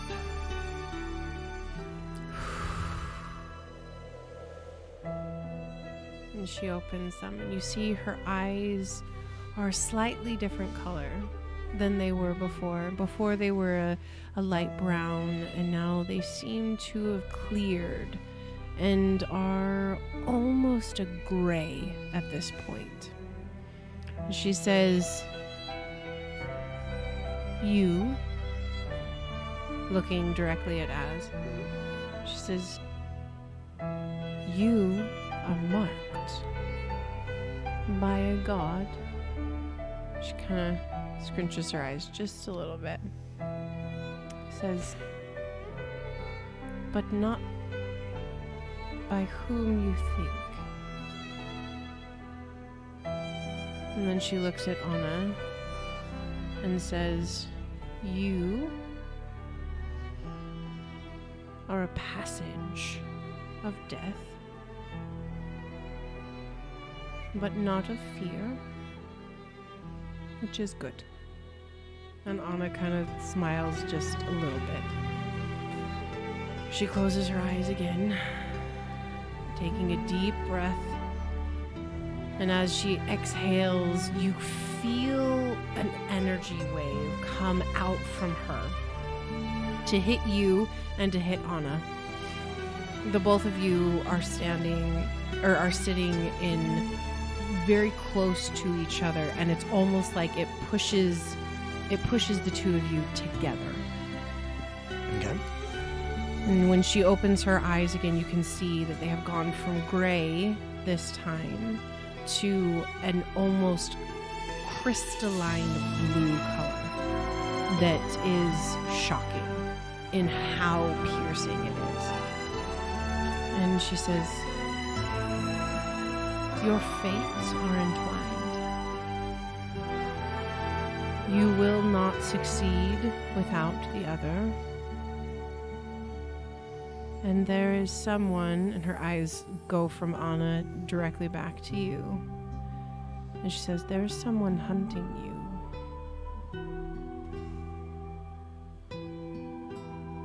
There is a shadow that hurries your every step. Do you know who I'm talking of? I can imagine.